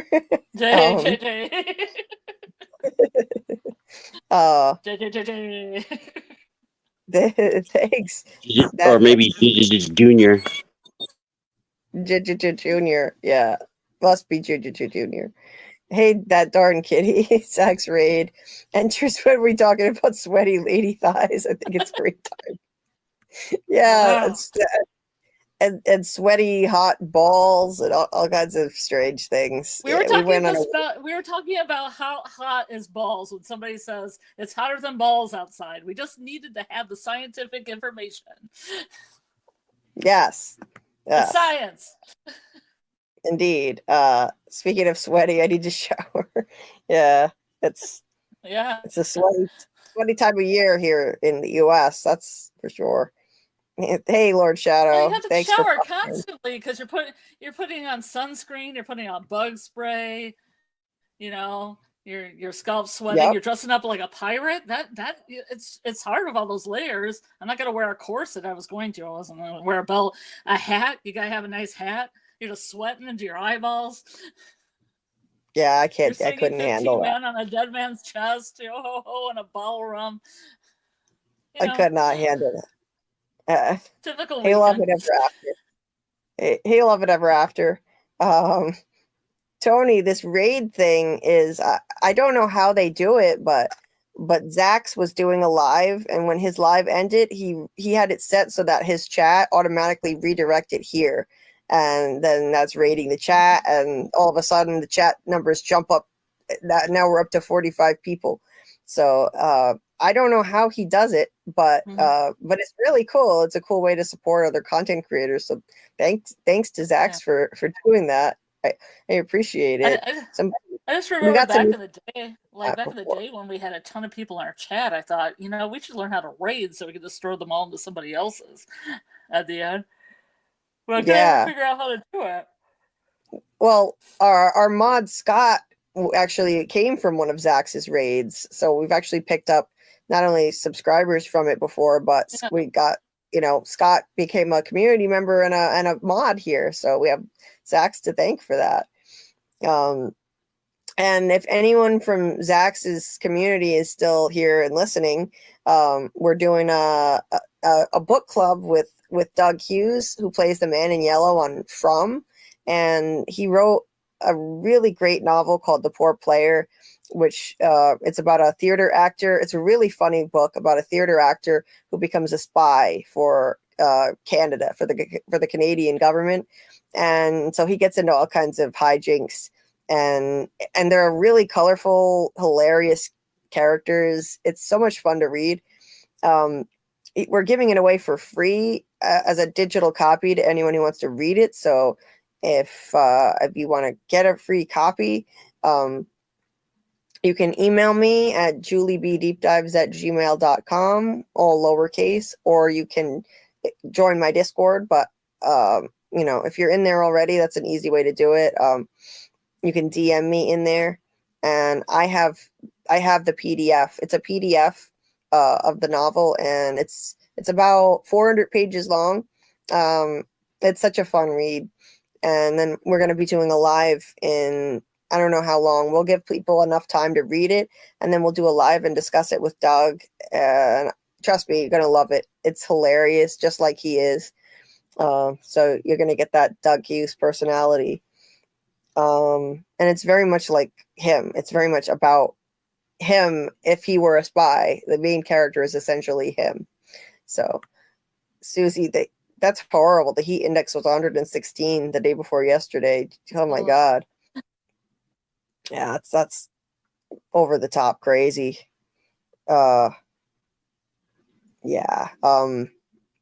It's been rough here walking outside in the heat, but yeah, Carl was telling me like over a month ago, maybe, yeah, at least a month ago, maybe 2 months, to try getting a walking pad. And Tony also suggested it later, like, hey, try a walking pad. But yeah, Carl was suggesting that so long ago, and I didn't listen, and I paid the price because now I've been having to walk in all kinds of horrible weather, in the dark, in the heat. Yeah, it hasn't been fun, and occasionally in the rain too. But that's finally going to be coming to an end tomorrow. I can get a treadmill set up, and hopefully that'll all work out. You're so sweet. Thank you guys for popping in. Appreciate you. Thanks, Jen. Thanks. I try, I just want to make this a fun space for everybody to hang out, and a support system if people are struggling too. Hey, vice versa. Thanks for popping in. That darn kitty said that's perfect for this audience. Oh, okay, cool. Good.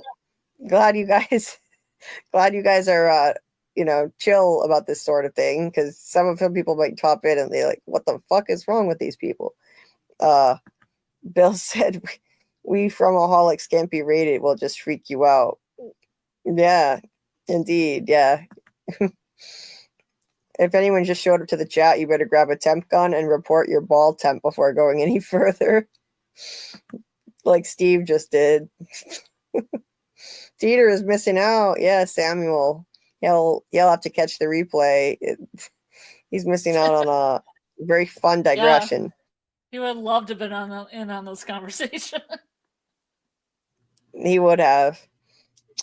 Scott says, please like, subscribe. Yes, please. I'm trying to get to 2,000 subscribers. Right now I'm sitting at 1.94K.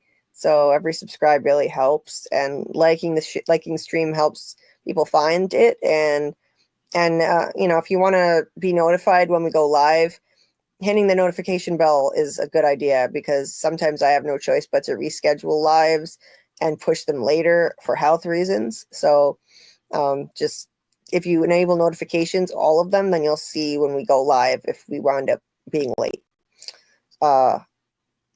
And I also read, now you're trapped in here like it's from Bill. Also, I'm going to be, within the next couple of days, I'm going to be posting an interview that I just did with Keith David this week. Keith David from The Thing and They Live, and most recently Duster. Also, the voice of President Curtis on Rick and Morty. He's now getting his own spinoff based on that character.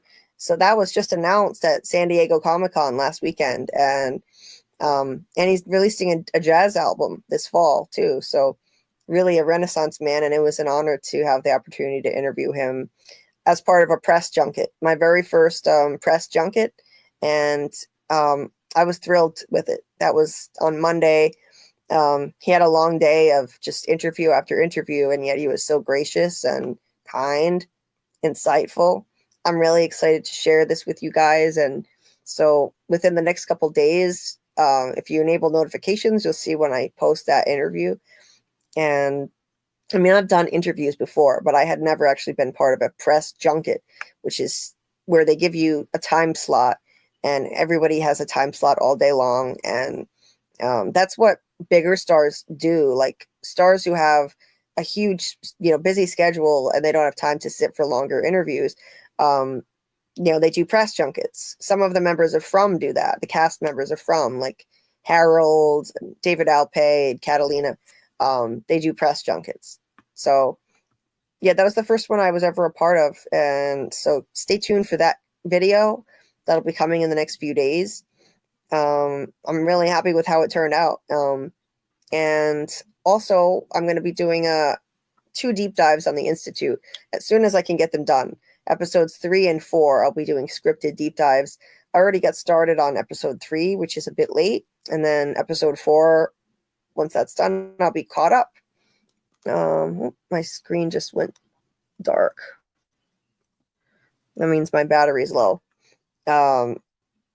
Steve said we need a baseline temp for science. Yeah. That's absolutely valid for science. Yes. Sorry, my Chromebook is screwing up. That's true. Perfect for my audience. Well, good to know, Zax. You popped in at the right time then. The USA currently smells like hot cheeks. Indeed, Bill, we've been embroiled in a terrible heat wave. My Chromebook is now freezing. What the heck? The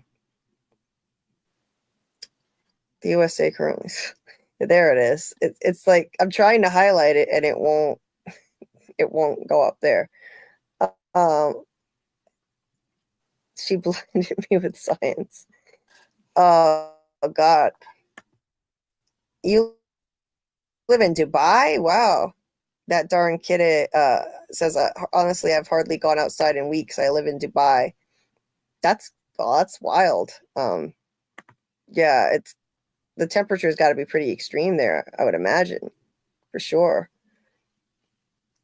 Zax, oh wow. Zax is, I didn't know you were from Canada. You said it's even been steamy here for Canada.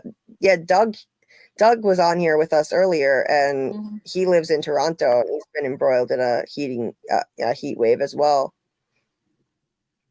Zach's chat walked into second class. Yes, they did. There's been wildfires in Canada too that have been kind of wafting down to Michigan, causing really bad air quality. So you get that in the heat. Oh, really? It's a lot. Yeah. Oh, yeah. Yeah, right. That's right. I heard about that. I got swamped past. It's horrible down here. Yeah, I think a lot of us can relate right now. Okay, I'm trying to catch up with you guys before we head out. I'm thinking we're almost at the 3-hour mark, so I need to go out into the swampy air actually and walk. That darn kid says I'm listening in shower time. Yeah, time to get the sweat off. Now that we're putting that in your head, now you're really cognizant of it. Yeah, you start to notice how sweaty. Yeah, I'm starting to feel icky just talking about it because it's warm in here, and I have to use a heating pad no matter how hot it is in here because I'm in pain. I'm using a heating pad right now. Steve, the Institute episode 4 live will be Thursday night because I was really exhausted Monday and Tuesday night, and I just needed some self-care time. So Thursday night, we had no choice. I had no choice but to move it this time. So he said, I just watched episode 4 yesterday, and I think I've figured it out and have a theory to share during the stream. Okay. I'm psyched to hear your theory, and we'll be doing that. The goal is to do it at 10:30 p.m. Eastern, but stay tuned. That is subject to change depending on what's going on with me. Thank you, Noah. That really means a lot to actually put me in the same sentence as Koala in terms of live streams, because he is such a pro at that. I mean, he is entertaining as hell. So thank you. He said you and Koala have the best live streams. Thank you so much, Noah. Really appreciate it. Yeah, he's a riot.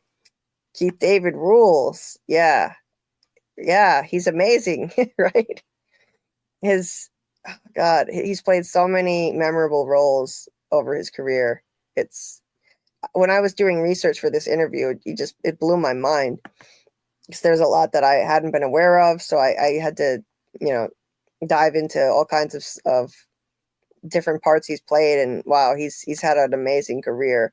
in addition to the stuff I already knew about, I acquainted myself with a lot more. Carl, thank you for dropping the link. You and Susie both had the same idea at the same time. Thanks for dropping the link. That is Quality React's channel. Highly recommend if you enjoy, hip hop culture at all. He talks about the latest news in hip hop, anything related to that. Kendrick Lamar, Drake, anything else going on in hip hop at all. Stuff that goes viral, that's funny. Even just random stuff that goes viral, he'll talk about it. He'll tell funny stories, but it's very much a hip hop based channel, and it's absolutely hilarious. So I can't recommend it enough. He's supported my channel a lot too. He's sent a lot of people over to subscribe to me and drop comments for me, and I can't thank him enough for that. So he's an awesome guy. Seriously, best reactor on YouTube as far as I'm concerned for that whole genre. He's my favorite.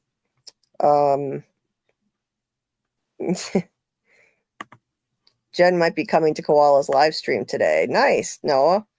Yeah, Jen, check it out. Seriously, you won't regret it. It's a great time. It's a great time. He doesn't do crazy long lives, more like an hour and a half to 2 hours, but it's extremely entertaining and fun. He's going to be doing another live, I think, Thursday. He said he was going to do one on Thursday. So yeah, subscribe to his channel, turn on notifications, and subscribe to Zach's. So those of you guys who are my folks here, subscribe to Zach's channel. Where did someone drop the link? I saw it somewhere. Yeah, I think Scott dropped the link. Check out Zach's channel. Thank you so much, Zach, for reading the chat. Appreciate you. And he also collaborates with Nadia on her Stranger Things lives and other stuff. Nadia Horror with Nod's channel. I've also collaborated with them. That's where we met. Yeah, he was Goliath. That's right. That's right, on Gargoyles. That Carl introduced me to that. I had never heard of Gargoyles, but we watched the first couple episodes, and it's a great show. It's a really high quality cartoon. I was impressed. I know that's something that Keith is really proud of.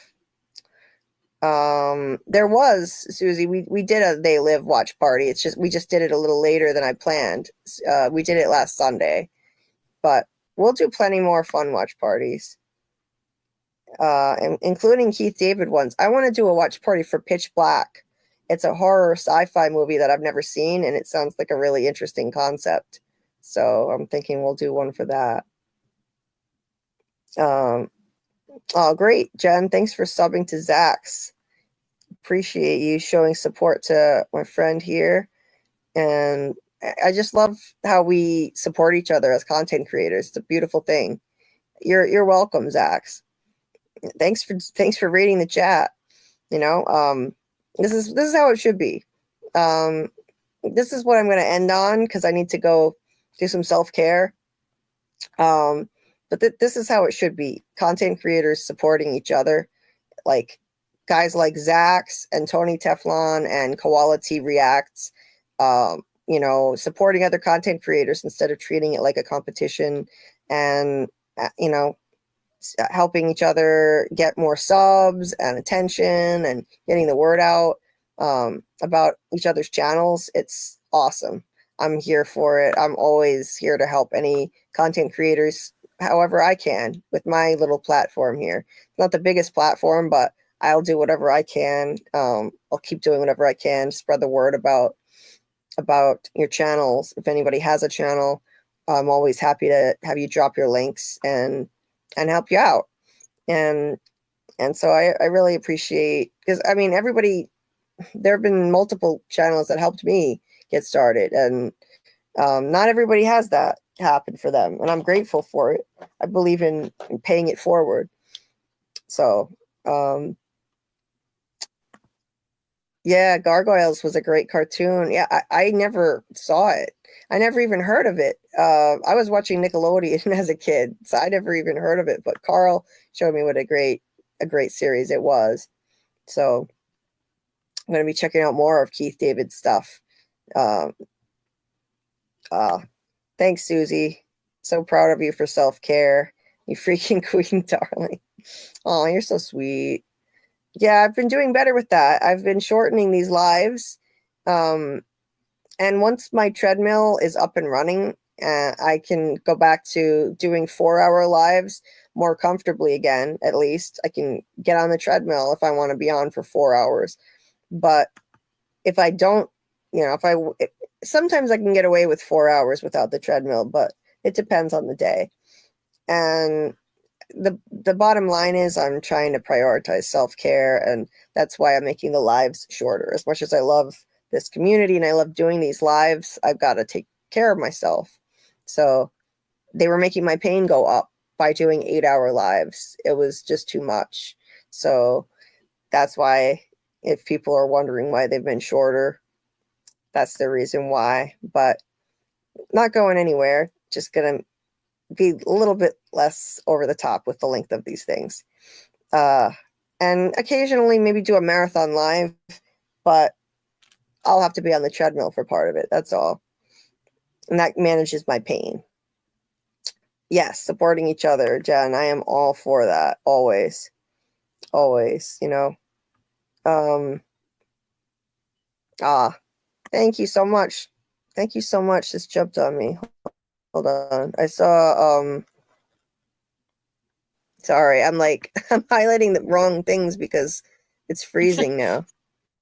The StreamYard is freezing on me. Thank you for subbing. I keep trying to click this thing and it won't let me. And if I use my touchscreen. Thank you, Love It Ever After. Appreciate it. Thank you so much. I'm trying to inch my way to 2,000 subs. It's a slow crawl, but I'm getting closer. I just went from 1.93 to 1.94. I'm going to get there. Dieter. Hey, Dieter. We're doing well. I'm just getting ready to wrap this up now. Wrap it up for real, not the 1 hour kind of deal. If my Chromebook will cooperate and stop freezing. And yes, Scott dropped a link to Zach's YouTube channel so you can sub to him too. We would appreciate it. Let's all support each other. Susie said, oh my God, I got 10s on Amazon. Dude, get some. They're so cheap. I will buy you some. Aw, you're the sweetest. Message me. They're like electrode zappers that are amazing. Thank you so much. I'll have to check that out. Yeah. I'm all for trying anything that I can for my pain that's safe, and I know that's safe. So thank you so much. I'll DM you. Thank you, Susie. Yeah, it's Dieter. Dieter, you missed the dirty tangents, but it was more ball related than anything else, so not something you would have been that into. Well, maybe. Yeah, I don't know. You never know. Probably. Yeah. See you next time. Love It Ever After. Thank you so much. Thank you so much. We go off on fun tangents all the time, so if you enjoy random tangents, we've got you covered. In addition to covering TV shows, right now we're covering The Institute every week.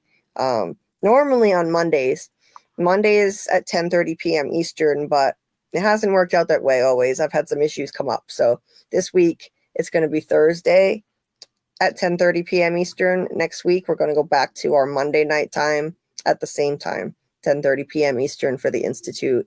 We're also doing a watch party as usual in the Discord on Saturday night when the new episode drops at midnight.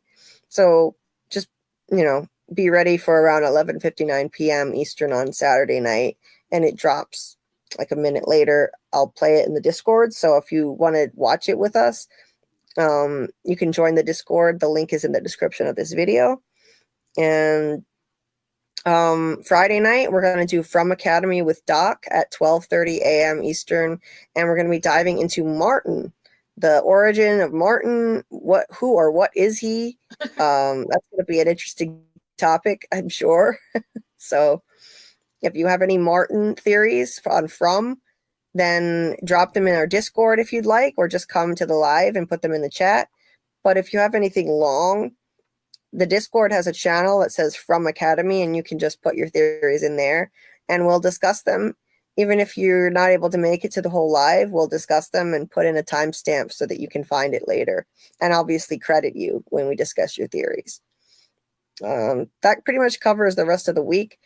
Keep an eye out for my Institute episode breakdowns for episodes 3 and 4, coming as soon as I can get them done, hopefully by the end of this week. And my Keith David interview I will be releasing in the next couple days, which I'm really excited to share with everybody. So we're back on balls and ovaries in the chat. Oh my God, you guys. I know you guys could just go on about balls and ovaries all night, and I could just leave the live going unless you just... Yeah, you can leave the chat on. just leave the chat going and you guys could just go to town. Amy said you missed testicles, balls, and sacks to Dieter. Yes. And Samuel threw some ovaries in there too. Indeed. Yeah. It was a very it was a colorful little tangent that we went on. Yes. What did Susie say? Transcutaneous electrical nerve stimulation. Oh, that's what TENS stands for. I was wondering. A TENS unit that can help with pain. Thank you, Susie. I appreciate it. I'll definitely have to try that. I've got to try anything I can at this point. Do not put TENS on balls. Yes. PSA. Do not put a TENS unit on balls. Let's just put that out there. Don't want to do that. Well, unless it's your kink. I'm not going to kink shame, but everyone else, no. Yes, just no. No. Balls start out as ovaries, like Carl said. That's right. There's a fun factoid. Carl said that in the chat here. Yes. Scott has a TENS unit for his back. Oh yeah, I wouldn't even think about putting it on my balls. Yeah, definitely don't do that. I had one in physical therapy. Like they did it on me in physical therapy on my back ages ago, but it's not something I've tried for other types of pain I've had. So I'm definitely up for giving that a shot. Is Martin a scammer? I think Martin on From, I think he's a total scammer, but we'll definitely dive into that on Friday. We'll dive into that. Go to town, literally. Yeah. I did that on purpose for once. Sack trainer coming in 2026.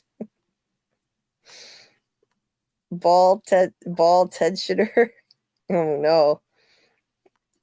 Yeah. Don't try that at home. Thanks, Shadow Skulk. I second the recommendation of a TENS unit for pain. I've had my TENS unit for 8 years, and it's one of the few things that help for me. Oh, thank you. I'm glad it helps you, and I'll definitely have to give it a try. Hold on, I'm going to turn this off. What the hell? Martin buys tickets and sells them for 3 times face value. Oh, is he one of those bastards? Those ticket scalpers? Can't stand those sons of bitches. It's definitely not recommended for the coochie either. Don't. Good advice there, Scott.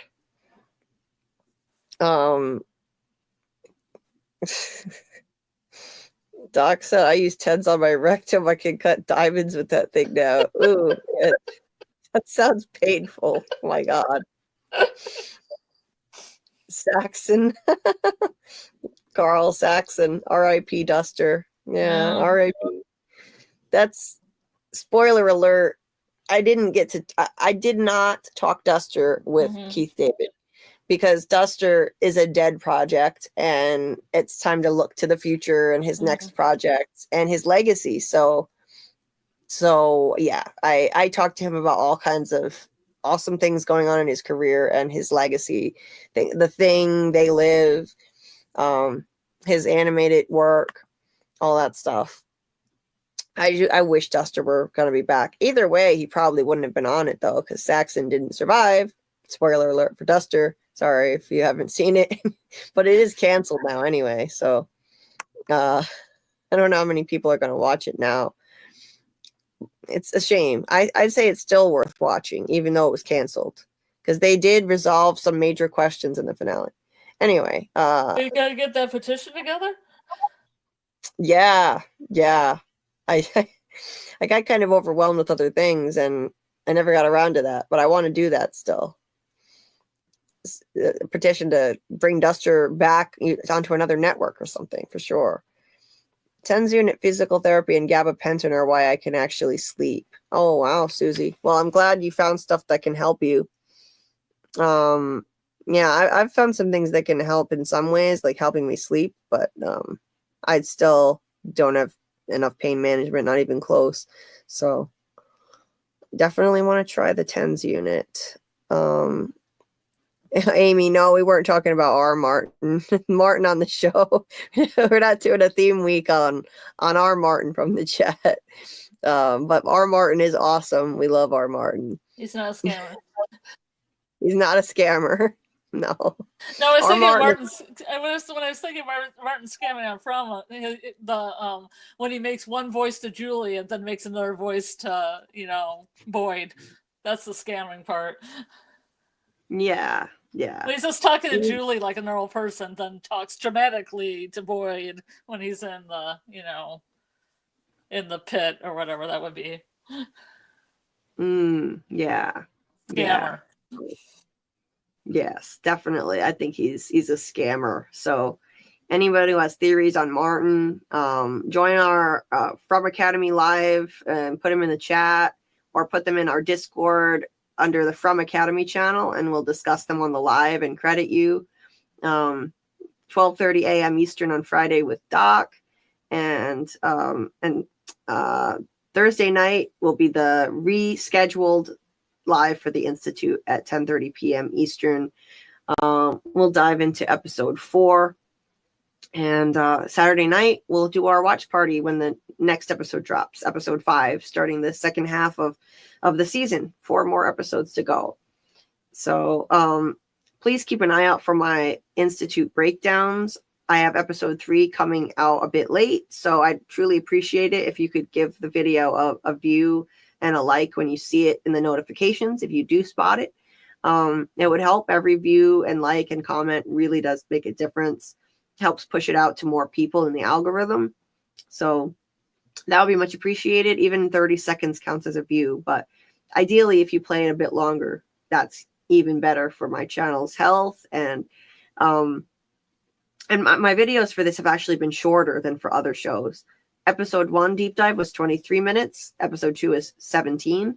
So I expect episodes 3 and 4 to be similar. And I think I'm going to be able to get both of them done by the end of the week, but definitely at least one. And of course, the Keith David interview will be dropping in the next couple of days as well. That's pretty much it. Thank you guys so much. Had a great time as always. This was a really fun, strange conversation. Some odd turns that we took, but always a good time. You never know where these lives are going to take us. And so we'll let you know next time Doug is going to join us. And just to reiterate, we're going to be giving away PDFs for free to anyone who wants them of Doug's first novel, The Poor Player, which is unpublished, so you can't get it anywhere else but here, exclusive, right through here. You can't get it anywhere. You can't get it on Amazon because it's ridiculously hard to get anything published.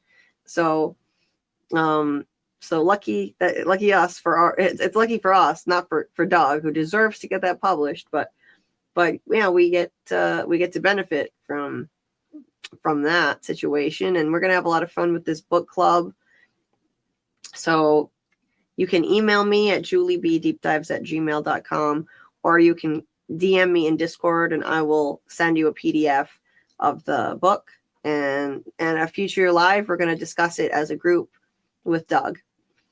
So also check out Doug's information in the description of this video. You can find links to his plays. His first 5 plays are on Concord Theatricals, and his play Deadline, which is what I recommend you start with before you read others. That's on playscripts.com. You'll find all those links in the description of the video, as always, and Doug's website as well. I did kind of get exclusive merch, Jen. Yeah, exclusive. You can't get Doug's book anywhere but here. Just here. Julie's Black Market Publishing. Yeah, pretty much. Thanks, Scott. Thank you so much. Appreciate it. Appreciate all your support as always. Lots of PDFs in the news right now. Talk of pardons. Oh God, Samuel, that's a whole other kind of PDF file. Yes, horrifying. Shadow Skulk. Hope you all have a decent, restful, minimally pain sleep. All of my loves and good night wishes. You're so sweet and kind. Thank you, and I wish the same for you. As little pain as possible, restful sleep for you too, and everybody else. You're gonna send us a PDF. You're sending out little baggies of Epstein ashes. JK. That's a dark turn to that one. No, Doc. No, just an awesome PDF of Doug's book. And then maybe next we'll tackle the sequel to it. There are 2. Julie B putting the B back in books. Yes, Carl. First rule of book club. We're starting a book club. Yes, Doug's book, free PDF for our book club, and this one is real. Yes, like Susie said. Yeah, Amy. So anyone who wants to, just hit me up in the Discord. And we can talk about it in there as we're reading it. We can discuss. We actually do have a book club channel in there. We just haven't really used it. Yeah, I was putting stuff in for From, but then all suddenly they didn't have any books in the episodes anymore. Yeah. Like they started out pretty strong with the Poe book and the Emily Dickinson quotes and the diner and the Raven quote in the school, and then there just wasn't really a whole lot of anything except maybe like Tuck Everlasting. Yeah. We kind of dropped the ball a bit. We got so busy covering shows that we never wound up doing like deep dives into books that could be inspirations for From. But yes, we're going to use it now. Thanks, Dougie, with Julie B. Hey, it rhymes. I love it, Jen. Exclusive. Yeah, he's giving us an exclusive, and we're honored. If you could fight anyone in history, who would it be? Carl said a young William Shatner. Not Hitler. That's I might be paraphrasing, but that's a quote from Fight Club. Oh, I figured it was a quote from something. Yeah. Yep. What happens in book club stays in book club. Yep. So Julie P and the double D. Love it, Doc. Guys, you guys are so creative with the wordplay tonight. So many puns and so much wordplay and rhyming going on here. All these creative minds at work in the Fromily. Love to see it. So from in, from out. Yes. So anyway, deep dive lives. Yeah, that's what we do here. So anyway, I hope you guys have a great day or a great night. But who's Robert Paulson? Two people said Robert Paulson in the chat. His name was Robert Paulson. Is that a quote from something? Oh, Fight No, Club. oh, okay. I've got to watch Fight Club. I've never seen it, obviously. But anyway, I hope you guys have a great day or a great night. If anyone is so inclined, I do have ways to support the channel in the description of the video. There is a Cash App and a Venmo if you're in the States. And overseas, there's the Buy Me a Coffee link. And there's also a PayPal in Dieter's name, my mod and basically unpaid manager. He set that up for channel expenses for me. So there's that.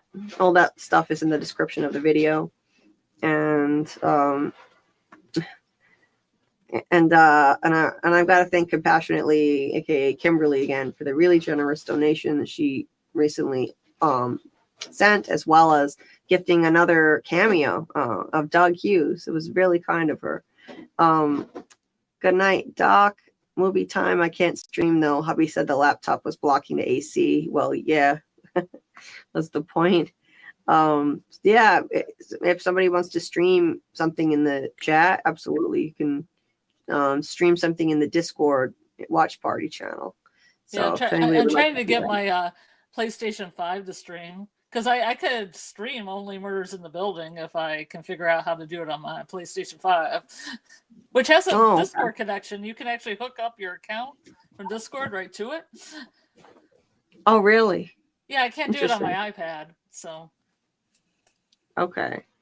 Well, maybe somebody would like to stream. So if anybody wants to stream, you are more than welcome to use that space. I've got to go exercise myself, but good night, Amy. Anyway, thank you, Jen. Thank you all so much. You are all amazing, and I love being here. Have a good night. Dream sweet, and take care of yourselves. Well, you take care too. You are an absolute sweetheart. Thank you, Jen. Thank you, Jen. You're so kind. We love having you as a part of this community too. So glad you love being here. I wonder how many Emmys Severance will win. I'm sure it's gonna win some. Absolutely. Nominated for like 27 different categories. Wow. They'll well deserved. If only From would get nominated. Good night, poor players. And for anything, yeah. From and Yellow Jackets both got the shaft. I mean, come on. Yeah, it's a ripoff. Yeah. That's what we could call ourselves when we do the book club for the poor player. Poor players. We're poor players. Yeah. Good night, poor players. You can all come up with spy names. Yeah. Dieter, I showed the shirt on the live stream earlier for the camera. The shirt that you sent me. I love it. It's really pretty. Pretty with the ankhui and the faraway tree. And you take care too. So, okay. Have a good day or a good night, everybody. Appreciate you all so much. Thank you for all the support. I wouldn't be doing this. I wouldn't be able to do any of this if it wasn't for you guys supporting me, showing up week after week, subscribing, liking my videos, watching my videos. I wouldn't have had the opportunity to interview Keith David this week. I mean, that was like a dream come true. I had pretty much given up on ever being able to actually use the skills that I learned in college. I just didn't think it was going to happen for me. And now I'm able to do it, and it's all because of your support. So I can't thank you enough. I mean, I got to be part of a press junket for the first time, and none of it could have happened if it wasn't for this channel and the support of amazing people like you. So thank you so much. You've completely changed my life. I'm so eternally grateful. And with that, I'm going to sign off with Mr. Grant Gregory's amazing intro outro video, and and we'll see you guys next time.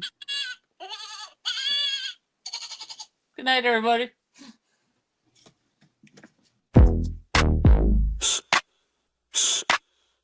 Yeah. That's a theory creaking open, baby. Yeah, welcome to the screen where the plot gets bent. Julie B deep dives, not just for content. She don't react, she dissects those threads from the lens, catching clues y'all missed when the credits end. What you know about freeze framing frames and while you blinking, she building an evidence drum. Got a notebook bigger than the lore itself, and a chat full of nerds with a mental health shelf. Yeah, she sees the glitch, peep the double cross. You just watching TV, she talk to the boss. Every theory and thesis, no throwaway guess. While y'all on season 1, she in season X. Said rewind and slow it, zoom in, enhance. Julie B caught the symbol in the window glance. While you tweeting what just happened like a clown, she already made a flow chart, color-coded breakdown. They don't die like us, they don't vibe like us. They binge and they bounce, we revive that trust. They skip intros, we every frame. You watch shows, we decode the game. They don't die like us, nah, they don't die like us. She cracked Severance before y'all knew it was deep. Predicted the Last of Us deaths in her sleep. When the camera pans, she ain't blinking once. Catch a ghost in the glass, call it theory punch. Watch parties lit like apocalypse nights. Call-ins while they bringing alien rights. Hey Julie, I think the trees are spies. Well, I have a spreadsheet that confirms that, guys. Zoom in, boom in, she moving through clues. Spinning Discord in the courtrooms, Lord of views. Got mods with receipts. Time stands with heat. Every rewatch turns into a Reddit elite. You stuck on the surface, we beneath with maps. Cross-referencing lore with the rector's caps. If your fave show got secrets, don't be dumb. Julie got the chalkboard out from's where it's from. They don't dive like us, they don't vibe like us. They skim the edge, we inside that crust. They zone out, we zone in the pain. You say plot twist, we say nope, chain. They don't dive like us, nah, they don't dive like us. What's that? That ain't a blooper, that's a plot thread. You thought it was a shadow? She thought it was a coded message from season 3. And she's probably right. Step this way if your mind's unbent. Step that way if your theories pay rent. Say Julie B, deep dive queen. Now zoom, scroll, theorize, pull. Ain't no rabbit hole safe once she got the claw.